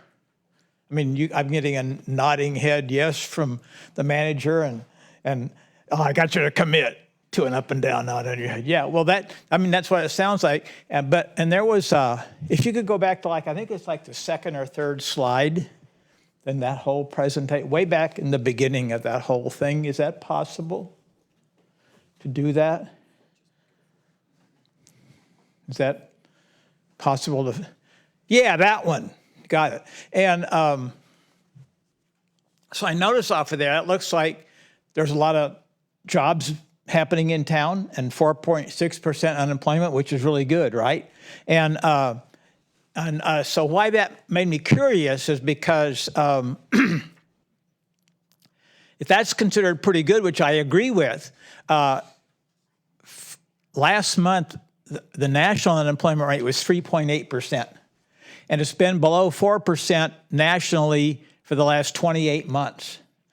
Which is the first time it's been that low for that long since the 1960s. And the jobs added in this country over the last 3.5 years have been more than were added in this country in the previous 40 years combined. So that's really good on that screen up there. But the national numbers are, compared to that, even better. And yet there are a lot of people who like to complain that the national economic condition is really bad. But that's not the truth. So that just struck me, that 4.6 number stuck out, that if that's good, 3.8% nationally for 28 months ought to be even better. So all those people who say the national economy sucks, they're wrong. That's all. I just noticed that. Thank you for your time. Thank you, Don. Joe, are you on this one? Good evening again. I get why these presentations happen, but as in many cases, concentrating on the good news or who we got or who will talk to us or whatever, who's easy to get a hold of, it doesn't tell the picture. I mean, we really ought to be concentrating on the people that didn't come here. Who are the people that made the inquiries and said nope and peaced out? There's a reason why we have 987 Starbucks in town, but we don't have Dutch Brothers. You know, there's reasons why. There's structural reasons why. And saying, well, we got a lot of people that work here. Yeah, well, okay, but we could have more. And there's people that decided not to come here, and it's useful to know why they didn't come here. I didn't hear a lot about that. So, you know, there's things that work really well here, and there's things that don't really work here. And unless you look at both sides of it, and you know, it's like the survey that we're talking a couple of years ago. The survey about, you know, well, hey, we have 100% satisfaction of the people that got permits. You know, okay, well, not everybody got permits. You know, we need to talk. We need to talk to those people because we can be better at it. We can be better at things. There are roadblocks that we have here. There are kind of structural things. There's things that we're missing, and it's nice to talk to the people that are here. It would be useful to hear from the people that are here, but it's also really useful to talk to the people that said that inquired about coming here and said nah and went the other way, or went to Norco or went to Riverside. You know, why did you do that? Is it just the price of land here? Probably not. You know, there's a lot of advantages we have here. Why would we not have people come here? So, you know, and I would be remiss every time I hear the word Curry in this room. I have to remind why Curry is in Corona. Curry's in Corona because it got displaced by a grade separation. They were at Tustin and Orangethorpe, and there was a grade separation, and that's why they're here. The grade separation paid for part of their parking lot. So I've been friends with the Currys, I don't know, going on 35 or 40 years. So anyways, so before Casey was even around. So thank you very much. Okay, that's the end of that. Number 28. Steiner's out of candy. Number 28, administrative report, award a professional service agreement to Ferguson Enterprises LLC to provide advanced metering infrastructure equipment, installation of the network infrastructure, appropriation of $7.3 million from the Water Utility Fund 570 to citywide AMI meter replacement capital improvement project number UT-2022-03, and a maintenance general services agreement for ongoing network infrastructure and data management system support. Looks like Ellis recused himself of this one. Jacqueline Zuckeran. All right, don't correct me if I'm wrong. Utility Billing and Administration Manager will present this item. Good luck. Good evening, Mayor and Council members. I'm Jacqueline Zuckeran, Utility Billing Administration Manager for the Utilities Department. We want to thank you for the opportunity to present to you tonight. Our ask is to award a professional services agreement to Ferguson Enterprises to provide advanced metering infrastructure equipment, as well as the network infrastructure and management, data management system for a total amount of $16,546,907. The city's consultant, Metersys, is with us tonight. They are an independent consultant specializing in advanced metering infrastructure projects. Metersys is a leader in their industry, assisting over 40 utilities nationwide with advanced metering infrastructure projects. I would like to introduce Andy Honeycutt. He's the president of Metersys, and Lauren Brown, vice president and project manager for this engagement, to conduct this presentation. Thank you. Welcome. Mayor, members of council, thank you for your time tonight. This is an exciting time for the project and the project team. This has been a long path, for all the right reasons: planning, preparation, bringing the right solution to the city. My name is Andy Honeycutt with MeterSys, and it is great to be with you. We're based in Raleigh, but we do AMI consulting all over the country, and my background is in public administration. So one of the main points that we attempt to achieve and work hard to achieve is maintaining public trust with these investments. And that's done through proper planning and bringing solutions that make sense to organizations sustainably over the life cycle of that investment. And so I entered, and Lauren entered, and others on our team entered this industry because that wasn't being done. And the industry has changed and has stabilized and gotten to a point where it's bringing really, really solid value to the utilities. So we're excited that the city is considering this project. All right. So for the next few minutes, we're going to talk about the history of AMI in Corona. AMI stands for Advanced Metering Infrastructure, and you have been doing a bit of advanced metering infrastructure since 2012. We'll talk about the procurement timeline, the benefits of AMI and the selected solution. We'll talk about the equipment contract summary and cost, and then go into next steps. So city staff has been fantastic. We have enjoyed our time over the last couple of years in the planning process and the procurement process. Highly professional, fully engaged, and very committed to doing this right. And it has been a refreshing opportunity to work with your team and to continue to work with your team in deployment. The history of AMI for the city of Corona is you started in 2012 or around 2012, putting in strategic location of AMI, or Advanced Metering Infrastructure, with the purpose of addressing hard-to-reach or interior to building locations. There was a mandate to meter apartments at the apartment level, and some of those meters had to be in buildings. And so you began that in 2012.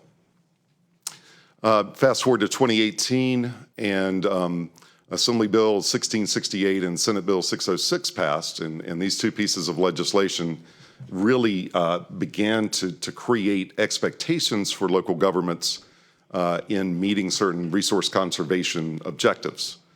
And so with that, you continue to see a push for metering automation, read automation, and as such, that is creating a greater awareness for the ability to leverage technology to do that.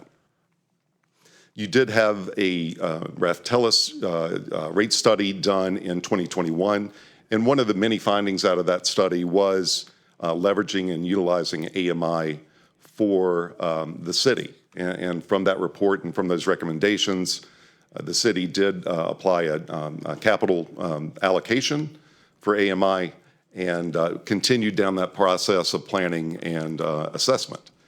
We were hired in 2022 and conducted a limited feasibility analysis, a business case analysis, and that was also aligned with some grant funding through the Bureau of Reclamation. And then we went to market in 2023 with an RFP issued and a solution identified. The benefits of AMI are quite broad. The city currently reads 1 meter or gets 1 read per month every 30 days. With AMI, you're getting 1 read every hour. And so 720 reads per month begins to give exceptional insight into the usage patterns, to trends within consumption among your customers, whether that's residential or commercial, and really provides an opportunity to begin looking at analytics to inform operations and inform customer engagement and customer behavior. So that data certainly provides information for the analytics, but then the system gives you alerts and alarms that tell you things like theft, leak detection, tampering, or issues with that infrastructure so that you can get in front of the infrastructure from a maintenance and support standpoint. And then there are operational benefits associated with AMI, automation of read versus using contract resources, for example. Improving the read quality for rereads and leak detection. The city currently has about $500,000 a year in offsets or refunds for reimbursements for leaks. And so by having a greater awareness and proactive information coming on potential leaks, the city gets in front and works with customers and engages customers much more effectively than you can in that limited one read per month through contracted resources. Can I ask you a question before you go Yes. further? If a house has a leak, right? And it's leaking for like 4 or 5 hours, would your software pick that up? So the network, the meter will report a read per hour, and the software will then receive that read through a head-end system. What happens with leak detection is if there's continuous flow, generally over 24 hours, Right. it's deemed to be a potential leak, and then a flag is pushed. Yes. And then the city would send a vehicle to well, I guess my next question, will it pick it up at a single residence? Yes. Yes. So that notification comes in as a continuous flow, right? Which is a perception of a leak. Okay. Thank you. One second. You said, though, that it doesn't pick it up until it's 24 hours of continuous flow. Yeah, 'cause someone could be filling their pool. I get that, but so what you're saying is that after 24 hours of continuous flow, then we're notified, and That's then right. and then we have to react. So, is there a way to? I mean, I would say 24 hours of continuous leak could do a lot of damage, where if we caught it in 5 hours. Well, it's a lot better than the monthly reads that we get now, where you'd be going on for 30 days or longer. And in some cases, we have people that will have a leak for months and months and months and not know about it. Not calling out anyone specifically. He's calling me out. It's a great point. The system has configurations and parameters that can be set custom to the city of Corona. And so part of our job is to really understand what your operational objectives are and then set those tolerances. The one thing we don't want to do is ingest too much data to it becoming noise or not actionable. So there's certainly a balance there. So we went through the process and competitively selected or recommended for selection Neptune. Neptune is your legacy provider. You have legacy Neptune meters in the system now, about 5,000 meters. And Neptune also provides you the current software. And so the benefits beyond understanding and working with a very well-respected company in Neptune, and then Ferguson is the distributor, who is the prime contractor, is that these companies have a strong and historic footprint in this industry, not only in Southern California, but across the U.S. And so Ferguson brings you 70 years of operational experience, Neptune over 130 years. They have their own foundry in Alabama. And so it really is a matter of a true and valid and validated solution for the city. So the business cases are clear in terms of what we see in offsetting some of your annual meter replacement. We will continue to do meter replacement, but we're doing this as a batch for any meters greater than 10 years, or 8 years, excuse me. And we're setting up the ability to essentially, over time, eliminate the need for contract resources on the meter reading side. And not to mention the customer engagement and the leak offsets and all of the other things that were mentioned in a very well-written staff report. Okay, Lauren. Right behind you. Good. All right. And so I would like to point out the difference of this network as opposed to, the piecemeal kind of pilot testing approach. This is providing the full coverage for all of the meters within the city. And I especially want to point out that 90% redundancy. So that means 90% of the meters in the city will be heard by more than one gateway. And, that's important for operations standpoint. If there's, a lightning strike or for some reason one of those gateways go down, we don't want to have to revert back to that manual read environment. Another benefit of the Neptune design is that it actually reports both in drive-by mode and that AMI fixed base mode. So again, thinking long-term, thinking redundancy and backups, that being able to have that read collected multiple methods, again, with the technology, but always having a backup too to visually read it if you have to, is a benefit of this system specifically. The LoRaWAN, it's Long Range Wide Area Network, shortened in an acronym that our industry loves using acronyms for, gives that also the flexibility to add other sensors to that network in the future if the city determines that option. And then another feature of the Neptune system is that it's also then layering in cellular for some specific locations. And then I do want to highlight that whether that meter is being read via the cellular network, if it's collected via drive-by for whatever reason, or if it's coming through that AMI fixed base network from one of those 19 gateways, it's all going to the same software. So for billing staff, for your to-be-hired meter technicians, they only have that one source to go to troubleshoot, to collect the reads, and it's really streamlining that process. So in summary of the contracts that are negotiated as part of this, that prime contractor with Ferguson, again, was awarded via that competitive request for proposal process and includes defined performance standards and warranty protections. So it covers that initial equipment purchase for the meters, the ancillary equipment for it, the installation and network components, and then also training. Additionally, we have what's called a network acceptance and system acceptance plans, and those were developed in collaboration with city staff to really protect the city and make sure that we're not accepting either the system or the network until it meets very defined parameters. For the ongoing support, that's really the after the sale contract with Ferguson, making sure that once everything's up and running, there's a resource that the city has should they need it. And additionally, after the initial deployment is done, the legacy system that's in place will be sunset and decommissioned and all, so that covers that as well. Then the end user license agreement, that's actually negotiated directly with Neptune, the manufacturer, and provides that direct access and contract between the city and the manufacturer, even though the prime is who everything's paid through, the PO itself is with the prime.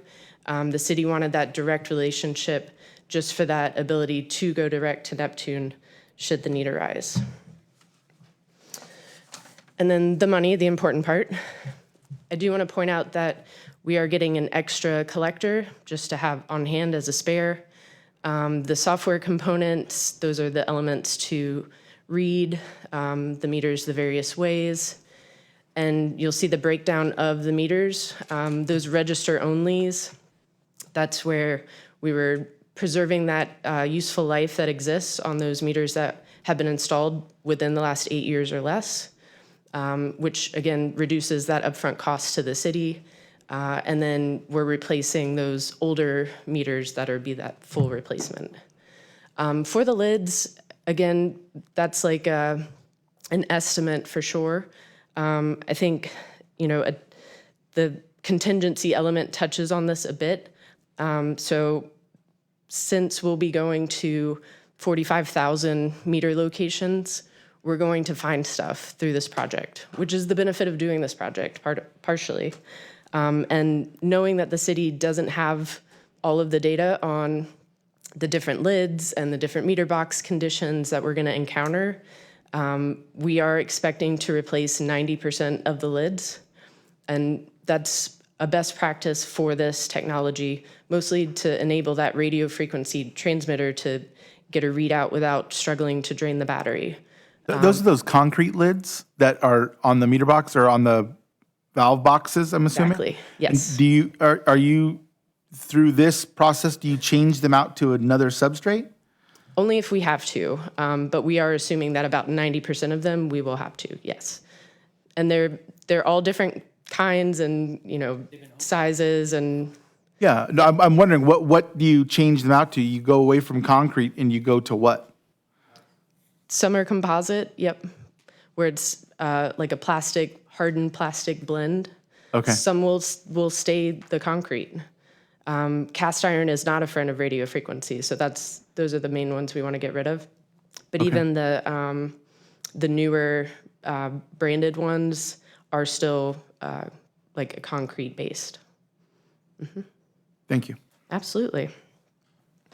And it is very common for utilities to not have data. I mean, with a 6-year-old system, the design standards change over the decades. So really that 10% contingency is for those true unknowns, but utilizing the project to allow us the funds to cover those findings. And just for perspective, if we did have to replace, say, 10% of the boxes that would be damaged or, are of an unsuitable condition or unsafe, they're about $120 a pop. So just for the equipment alone, that would be about $540,000. And that's just a hypothetical scenario to kind of give justification for that cost. I do also just want to say that, this is for the phase 1. There is the labor component that will be accompanying this soon. We are working on that notice of invitation to bid to hire that qualified contractor to do the installation labor, of which the city was awarded a Bureau of Reclamation grant for $2 million, which covers or is estimated to cover, because we won't really know until the bids come in, about 70% of that cost. With that, I will turn it over to Jackie. Thank you, Lauren. Our next step would be to issue, if council approves this request, would be to issue a notice to proceed for Ferguson Enterprises to begin installation of the network assets and issue the notice inviting bids for the meter installation. In conclusion, we request the council's authorization to award a professional services agreement to Ferguson Enterprises to provide advanced metering infrastructure equipment, as well as a network infrastructure installation and data management system for a total of $16,546,907. Thank you for your consideration, and we'll be happy to take questions. Thank you, Jacqueline. Let's go to speaker cards first. Sylvia? What do you Mayor, got? yes, I have one speaker card for this item. Is it Joe?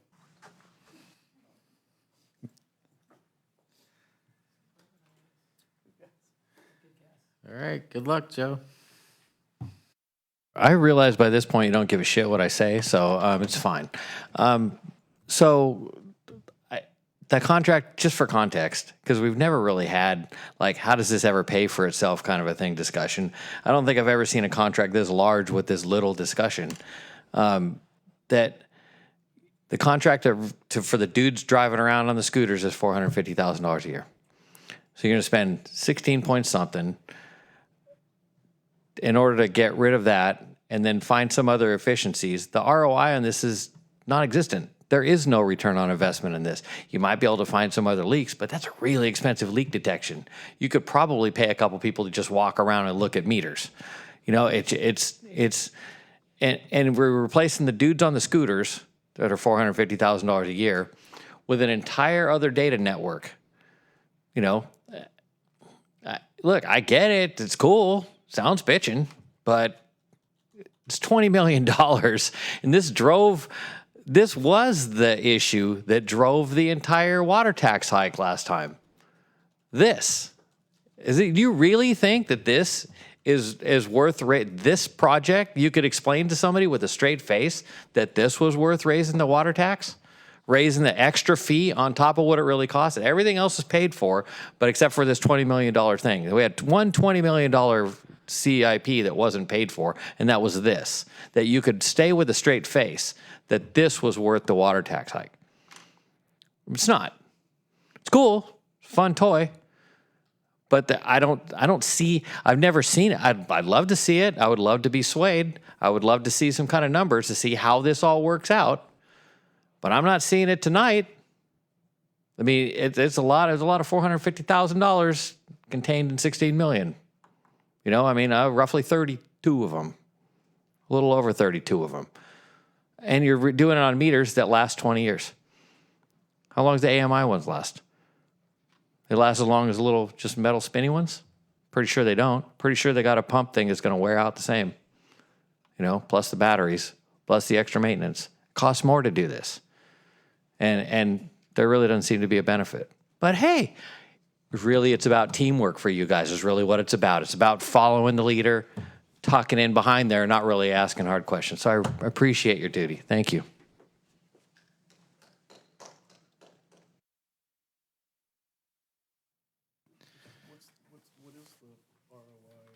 Tom, can you explain what the ROI is on these things? Sure. So lots of benefits to AMI. I know it's a little bit difficult sometimes to put all that into perspective when you're talking absolute dollars. We do lose the contract. The contract for our meter readers is about $700,000 a year. And that contract is going to go away over time. We do end up having to pick up some meter technicians that we do have to bring on board, and we do have some vehicles. So Joe's right in the sense that that's about a $450,000 a year savings from the meter reader contract. So we do have some technicians that do come on board. So when we're looking at that $450,000 being applied to this, that's great, right? We have additional, one of the things that we have is we have rereads. So for example, when we're talking about the bill credits, when we're talking about water loss, or we're talking about those credits, if we were able to just be able to, you know, write off water credits where we can say, hey, we caught that leak and we didn't have to write that water loss. So Councilmember Daddario, to your question, yeah, we caught that over 24 hours, right? We were able to prevent writing off that water. And let's say that leak went on for a month. Well, we're reasonable people, right? We're not going to, we have to still charge people for the water that goes through the meter, but we're going to be charging them at the appropriate rate. And so we do have to write that off. But the water still went through the meter. It's still an impact to our system. Last year, or let me go back, in 2022, that write-off number for us was about $528,000. That was the variance number that we used. Let's say if we knocked that down by 40%, right? Because we were able to catch those leaks and we had to do that less variances. That's a savings of $250,000, right? Over time, as we're working through this, these are the numbers that we're adding up. And so, I mean, generally speaking, our ROI on this project is probably running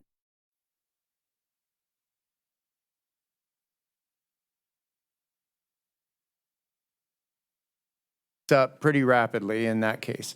So when we're looking at and we're trying to kind of manage in that, we assume and we're estimating that ROI. I think when we looked at it originally, our ROI was about 10 years for the overall project.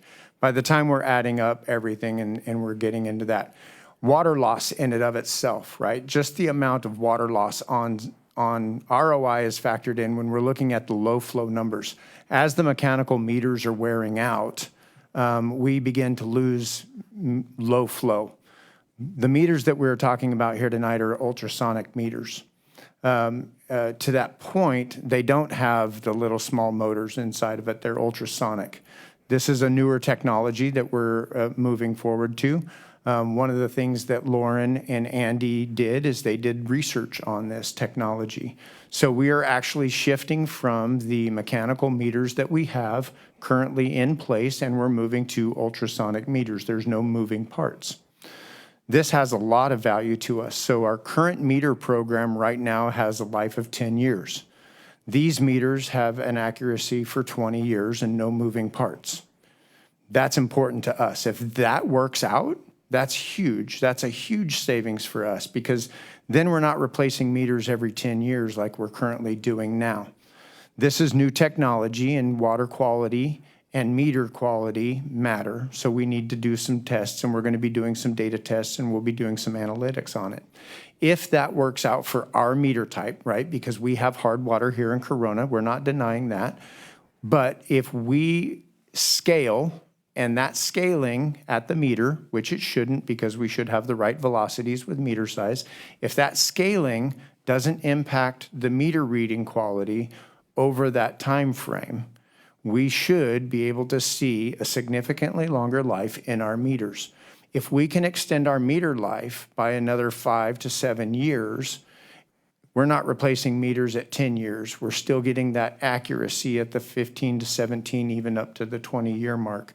That has huge meter replacement costs of almost $1 million a year. Now we're at almost $2 million a year of costs, so of savings for us.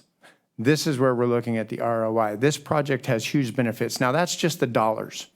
What it does in the consequence of regulatory requirements, savings, customer data, customer information, analytic information, things that we can't even put dollars to, those are the huge soft cost investments that just have a huge return on investments that we can't even put a dollar number on. These are going to be the regulatory requirement issues that we're facing with the state of California that just have huge impacts. As an operational institution providing water service, this is going to be data that customers want. I would say in a CMUA survey that was done, I believe there were about 658 customers that did the survey. Over 60% of them were wanting some sort of app or some sort of application where they could see their water quality data. So this is what we're trying to provide to our customers. The newer generations want to know what it is they use. And that's where we're trying to provide that. So we believe this project is fully warranted. Will the homeowner be able to see like a dashboard? Yes, the homeowner will be able to see that. Part of the project incorporates that new technology. The homeowner will have access. They'll be able to log in. They'll be able to see their meter reads, set up their own alerts, be able to set the flags, get alerted to if they had usage over 24 hours, any of those types of things. And getting back to that point, what's important about that is each homeowner is different, right? Let's say you have a pool. Let's say you have something. We don't know that your autofill on your pool isn't what's making that one read happen every hour. We don't know all the little details about every homeowner's water usage. And these are going to be those experiences that too much data, not enough data, right? And that's where we're going to have to work with, you're going to have to work with us, we're going to have to work with you. That's where this one read every hour is going to be really, really important. And homeowners are going to be really engaged going forward in California. Okay. The ultrasonic flow, there's batteries, right? Are the batteries charged by the water flow, or do you have to change out the batteries every 10 years? The batteries in the meter reading head, those will have to be changed out. Those are part of the head. They're not in the meter itself. Those will be part of the reader, and that'll be part of the maintenance program that the technicians will be responsible for. What's the lifespan of a battery? 10 years? Any honeycut meter system. The meter itself is warranted full for 10 years and then 10 years prorated. So on the 11th year, it goes down by 10%. So it is a 20-year warranty. But again, full replacement through year 10. But what's the life of the battery? That's including the battery, yes. So a battery could last 20 years in theory? Yes. It really is designed to last 20. We advise our clients that a 15-year target is a good target for AMI. Okay, cool. Thank you. I would assume. We're going to close open comments and go to Tony comments. Have at it, Tony. Thanks. Okay, so I just wanted to make sure that I understand this. So the 16.5 million doesn't include installation, and I'm sure that you guys have done studies or you have information about what average installation per meter costs, or I mean, do we have some sort of idea of what this is going to cost for installation? We do, yes. We're thinking it's going to be under $3 million, and also reducing that cost. The city wrote to the Department of Industrial Relations, the DIR, asking for special wage determination for the meter installation itself, which will provide significant savings for that. Okay. And then, Mr. Moody, you said that the meter reading goes away in the future. Do we know how long until, I mean, what is the length of the project to replace all of the meters when theoretically the meter reading goes away? So the project span is over 2 years, and once the AMI system is up, functional, the meters are installed, and the existing meters that are not being changed out, but the registers are being changed out and retrofitted. Once that's completed, we'll be giving notice to the contractor that does the meter reading. That's the 19 registers throughout the community? That's the 19 endpoints throughout the community, correct. And then I want to go back to this battery thing really quick. If I was listening to you correctly, instead of replacing batteries, you just replace an entire meter. Correct. Yeah, the battery and electronics are potted. I don't know what that means. It's hermetically potted, sealed against moisture. Okay. And so, yes, those batteries are warranted as part of that device. Okay, so we don't replace batteries, we just replace entire meters. Correct. Okay, so I noticed in the ask, there was an additional ask for $300,000 per year to replenish and warehouse meters. I'm kind of curious as to what an actual meter costs, and do we have space for $300,000 every year worth of meters in a warehouse somewhere? Yes, the warehouse has enough space because we used to do the meter replacement in the past. We used to replace about 450 meters, and we're not going to order a bunch of them. We're just going to order sufficient for meters that go wrong or bum or something like that. Or when it's time for the replacement, there'll be some parts there to replace those that are already reaching the 10-year mark. And those are the ones that are retrofitted. Right, but I think the ask is every year at the start of this contract to be able to purchase $300,000 worth of meters. So we have a process in place that, because theoretically, any meter that you have to replace in year one is under warranty. So, no, that's not correct. So any meters that we have to replace that are ultrasonic meters, any meters that are under warranty will be replaced under warranty. Any meters that are in the system that are existing meters that are of the mechanical kind that may go bum, right? That are the existing current meters that are out there today that we're just putting a new register on the top of. If those meters go bum for some reason, then we need to replace those meters. And so we need a meters in our warehouse to replace those meters. And so we have inventory of meters all the time. Additionally, if a new development comes in, we have apartments that get built, we have other things. We need meters that we need to be able to buy out of inventory, hand over to the developer, and make sure that they can install those meters for that development. So we have to have an inventory of meters available for us. But in theory, in 2 years, we should have no more mechanical meters. No, that's not the case. So in this case, we're replacing all of the meters that are older than 10 years. Okay. So we're not replacing all of the meters with ultrasonic meters at this time. So we are still going to have meters in our system that are younger than 8 years old. Because what we know, right? So if I replaced meters last year, those meters still have a useful life of 7 years. They're still good meters. So I don't want to take out something I just spent $150 on and throw it in the trash and then put in this new ultrasonic meter today, right? I want to wait until that meter runs its useful life and wears out, and then I'll put in the ultrasonic meter. So a full conversion to the ultrasonic meters may take us 6 years. So I need ultrasonic meters in the warehouse to change those out as they fail. But we will be completely AMI, right? The register will begin reading into the system in 2 years. But the AMI is not going to read a non-ultrasonic meter. It will. Oh, it will? It will, yes, and that's part of the technology. The The register that reads the meter it doesn't matter if it's ultrasonic or mechanical. It doesn't matter. Oh, so that's just taking a reading and reporting it back. It Correct. doesn't need, okay, I guess I was confused that the reading needed to be on an ultrasonic meter, but the reading can happen on Any type of meter, correct. Okay, so then can you tell me, and can you give me an idea? Because I guess now that just makes me more confused, because what is the cost of an ultrasonic meter? No, just one meter.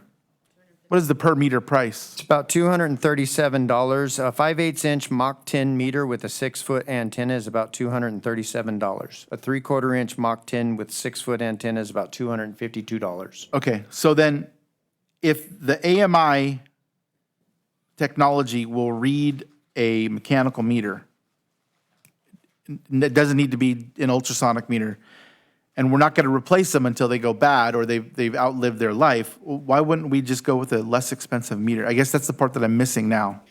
It's because we're getting to that useful life of the meter, right? So we know that the mechanical meters only have about 8 to 10 years. We know based on our research, we'll take them in, we'll get them calibrated, and they're usually shot because of the water usage, right, that we do, the studies that we've done, and the testing. That meter only has about a 7 to 10 year useful life. For ease, because we have about 45,000 meters, we do 10% of our system a year, which is about 4,500 meters, is what we replace on an annual basis. And this is just for ease of cost and use. Right. And so what we do just to kind of smooth out that annual meter replacement process is that we'll do that about 10% a year. So what we're looking for is if we can extend that out and say we can get 15 to 17 years out with ultrasonic meters, that provides us a lot better of a lifespan for the meters, because the ultrasonic meters have been proven to be, in other case studies, have been proven to be efficient.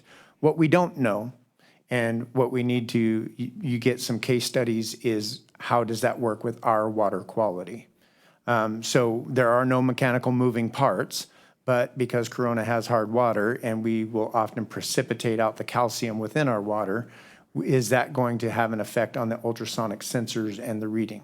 And then if I heard you correctly, you're going to do like a sample of these meters over, we're going to get them installed somewhere so that we could see how they perform against our hard water. Yeah, we'll be watching them as they perform, and then we'll be looking at them and testing them and we'll be checking them out throughout their lifespan. So then I guess the question would be, is there any cities close by that have similar water quality that these meters have been on? And do we have any type of data on how they perform?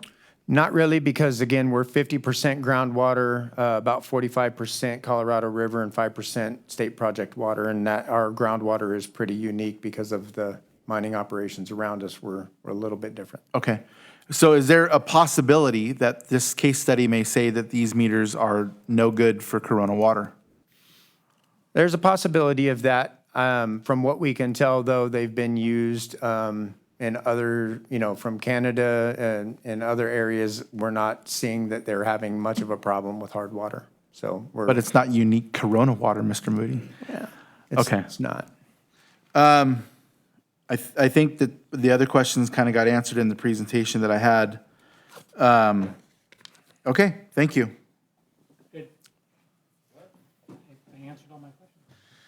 Okay, Jim? Jackie, are you there? Yes, I'm here. I want to thank Councilmember Daddario for asking all those questions. This is highly technical, and I appreciate the clarification. I really appreciate, Mr. Moody, the context and reminding us of what this is going to do and how it's going to benefit us. And I apologize for Rowan's contribution. But anyway. Sorry, just have him do that repeatedly over and over again. Just keep your mic open and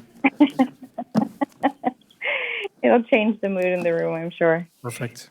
Okay, no questions for me. I went up to a webinar on this, so I'm fully educated. So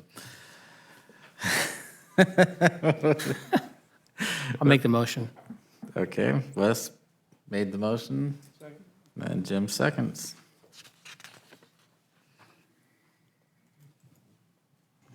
Councilmember Casillas, can I please get your voice vote? Aye.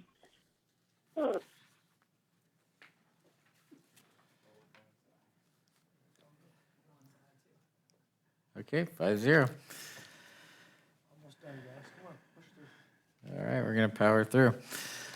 Number 20, legislative matters. An ordinance to amend section 2.08.120 of the Corona Municipal Code to establish new compensation limits for members of the city council effective in 2025. Does any council member want a staff report on this? Tony, Wes? Jim? Jackie? Jackie's. I don't want to report. I just want to. I just appreciate this coming forward. I think it is going to make a difference in the future with the folks who will be able to jump in and provide public service, and ideally not impact them personally in order to do so. So I appreciate this. Thank you. Dean would like a staff report. I don't want a staff report unless you insist, but I do want to point out that there are actually two optional ordinances presented before you. And the reason for that is at last fall's study session, you asked for two things. One, to bring back a potential ordinance or a possible ordinance with the $1,900 monthly compensation, and also to look into whether $100 stipend could be paid to two particular for council members who serve on two particular JPA boards. We did that research, determined that we did not believe that the subsection C of the statute authorized a stipend under that section for those JPAs.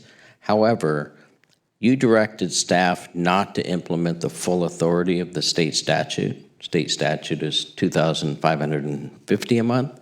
So you have additional compensation. You have additional amount that you can use to pay a stipend towards service on a JPA that doesn't already get compensated. So the optional ordinance that's before you does not designate any JPAs.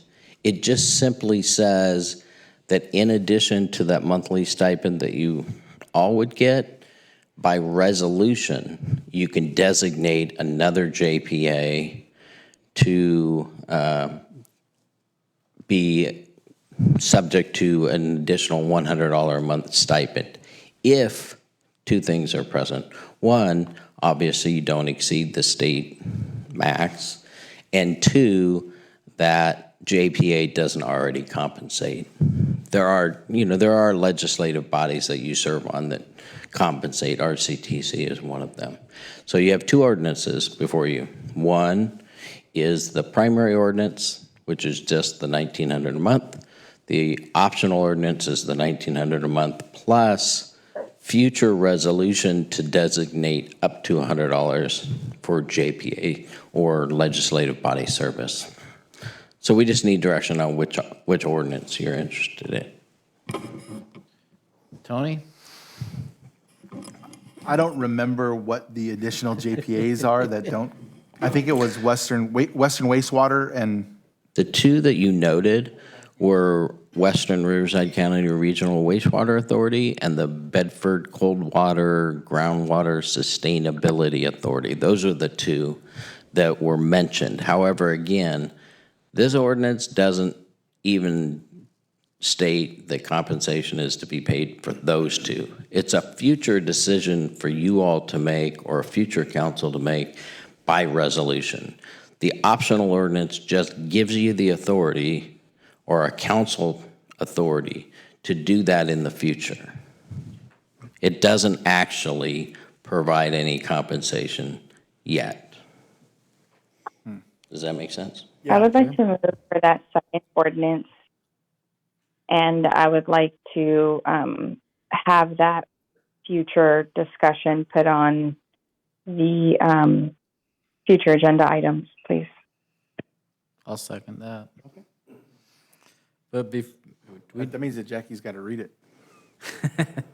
I don't have the script before me. I'm sorry. I will read it for you. Let me get to that But one. we have to do some other stuff. We still haven't done public comments and Yep. stuff like that. Okay. Okay, so with that,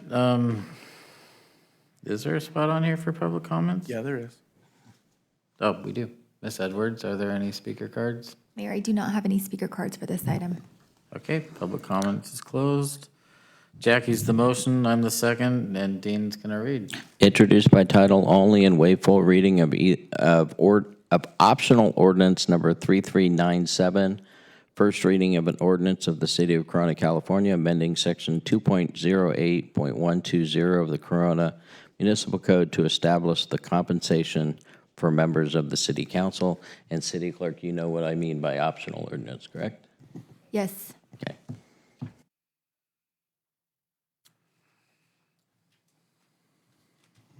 Councilmember Casillas, can I please get your voice vote? Aye. 5-0, 5-0. Okay, boards and commissions reports from city council commissioners and staff. Number 30, library board and trustees report, receive and file. That was good. Planning and Housing Commission, none. Parks and Recreation Commission, receive and file the Parks and Recreation Commission report update for March 12th, 2024. Regional meeting reports, update from Councilmember Westbeek on the Southern California Association of Governments, also known as SCAG, Transportation Policy Committee, April 4th. Sorry, caught me off guard. We sped up so fast, I thought we were going to slow down or stay in their same speed. We can bring that econ report back to No, life. no, we're good. We're good. Just a couple of things. We had a long meeting, talked about a lot of different things. Some transportation trend updates that there is still 17% below bus ridership. And then LA Metro showed they're only down 11%, but that's larger than in other areas. There's a, let's see, active transportation program grant cycle that's coming up. And they are going to be awarding $10 million for a supplemental call. And then probably the most interesting part, and I actually sat through another webinar today on advanced air mobility. And believe it or not, the FAA is looking into how to permit so the drones can fly everywhere and we can actually move people around. And they're called vertical lift operation centers. And so I thought it was interesting, so sat in for an hour to figure out what it was. And they're basically a couple of these folks that are looking at, instead of you getting in your car, that you'll go to the local airport and you'll get in currently it will be a manned drone, but it will be a future unmanned drone that will take you along transportation corridors. Yeah, hard pass. Which is interesting because they were looking at, there was a couple of folks on the call that were looking for airports, regional and municipal airports to potentially locate into, to have one of these facilities. But the thing I really tuned in for was the idea that packages are going to be flying over our houses, which I do not want. And FAA has said that, I asked the question, that will the FAA be mandating this the same way that they do for cell tower locations and other things? And the answer was no.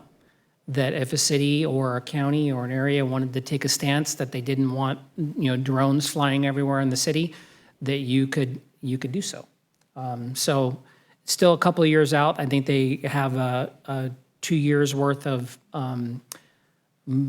advertising and talking about and getting out some public comment, or at least getting the discussion. Public comment won't come until 2026, but they're starting in Florida, and they're going to be coming to California, I think, in 2026 and 2027 to discuss, and I think it might be a good opportunity for us maybe sometime next year to talk about whether or not we want drones flying, over our homes. But just an interesting thought of the Jetsons are starting to be here. But that's it. Thank you. Oh, the one thing that we did want to make sure, and we kind of reiterated from the Transportation Committee, was to retain local control over those decisions, and I was happy to see that FAA was backing that up. Okay, update from Councilmember Westbeek on the Riverside County Transportation Commission meeting of April 10th.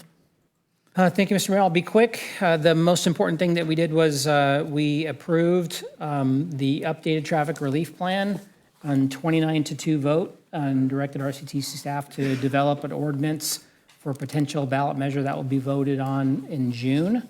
The plan adopted including additions the city requested, both directly of RCTC. They spoke at the, let's see, Director Compu was at the meeting, as was the Public Works Director from the city of Riverside, to express a need for a higher percentage that would be dedicated directly to cities. Some of the things that I was happy to hear that folks listened, and a lot of the folks in the commission were very open to hearing what the discussion was on how much that we could increase that percentage to. Some of the things that we had asked for to be in the plan, the initiation of the rail and mass transit connections on the 15 corridor, that's going to be considered. Auxiliary lanes on the 15, widening of the 91 east of the 15 to Pierce Street, and extending the express lane south of Cajalco. Those were all included. The plan at the end doubled the amount of money that will be going to local road funding back to cities. So now it's at 9%. Originally, the idea was, I think it was 4, with half of it going to RCTC. Now it's 18, with 9 of it going to the cities. The other 9 will be for RCTC to allocate to cities for grade separations and interchanges. In fact, I spoke about a project in Wildemar where they had actually asked for some PSNR work, basically preliminary environmental studies, to be done on a project, and their allocation of the money that comes from Measure A and would come from this wouldn't be anywhere near the $9 million they needed to get the project off the shelf. So that extra percentage would be available to all cities, and the city of Corona has done pretty well in that respect. We got money for the McKinley grade separation project, a lot of other projects where RCTC has pitched in to help these regional connections. So happy to see that go forward, and happy to see that the items that we pressed for were included in the plan. That's it. Who were the holdouts? I don't remember. I actually didn't even look at that. I thought it passed unanimously. I think I'll go back and look, let you know. Curious. All right, thank you, Wes. I know it was. It was one with Supervisor Jeffries with the note that he was only objecting to the tax part, but actually liked the plan. And the other, I try to remember, Savat, do you remember who it was? There was one other one. I can't remember. I think it might have been Lloyd White from Beaumont. Freaking Beaumont. All right, heading on over to the lawyer. You got anything? Okay, heading on over to the city manager. You got anything? No, Mayor, thank you. Sorry, Jeremy Smith from Canyon Lake. Well, all right, Wes, I'm glad I just got done berating Beaumont. Yeah, Lloyd will be okay. Okay. City council member reports. Tony? I just have one. This last week, our very own Corona Panthers high school baseball team participated in the National High School Baseball Tournament in North Carolina. It was an all-California semifinal, and the final was our City of Corona High School Panthers versus Orange Lutheran. And for those of us that have been following the Panthers baseball team, that was a rematch of an earlier final from earlier in the season where the other team, the bad guys, won. So our Corona High School Panthers team won 3-0. It was a great game, a lot of great defensive play, and watching online was a lot of fun, except you don't have some replays, or you don't have instant replay. And there were a couple calls that I thought were bad, but there was no replay, so I couldn't verify. But it was a great game, great defense, great pitching. it was a blast to watch. I know a lot of us watched online, and I know a lot of folks in the community did. So I hope that when they go very deep into the playoffs and hopefully pull out a couple of wins in CIF, we could have them back. But definitely a great accomplishment playing against the entire top, I think, 16 teams in the nation, and they came out on top. So good job, Corona Panthers. Thanks, Tony. Yeah. Just one thing, last year we celebrated a gentleman who had a seventh grader at the time that won the National Spelling Bee, and he did it again. Came in first place again, and he is a resident of the city of Corona now. He's in 8th grade. And he moves on, right, to He did. nationals? Yeah, no, he won the whole thing. He won national? Yeah. So hopefully we can bring him back and to celebrate. So Corona is smart and athletic. Exactly.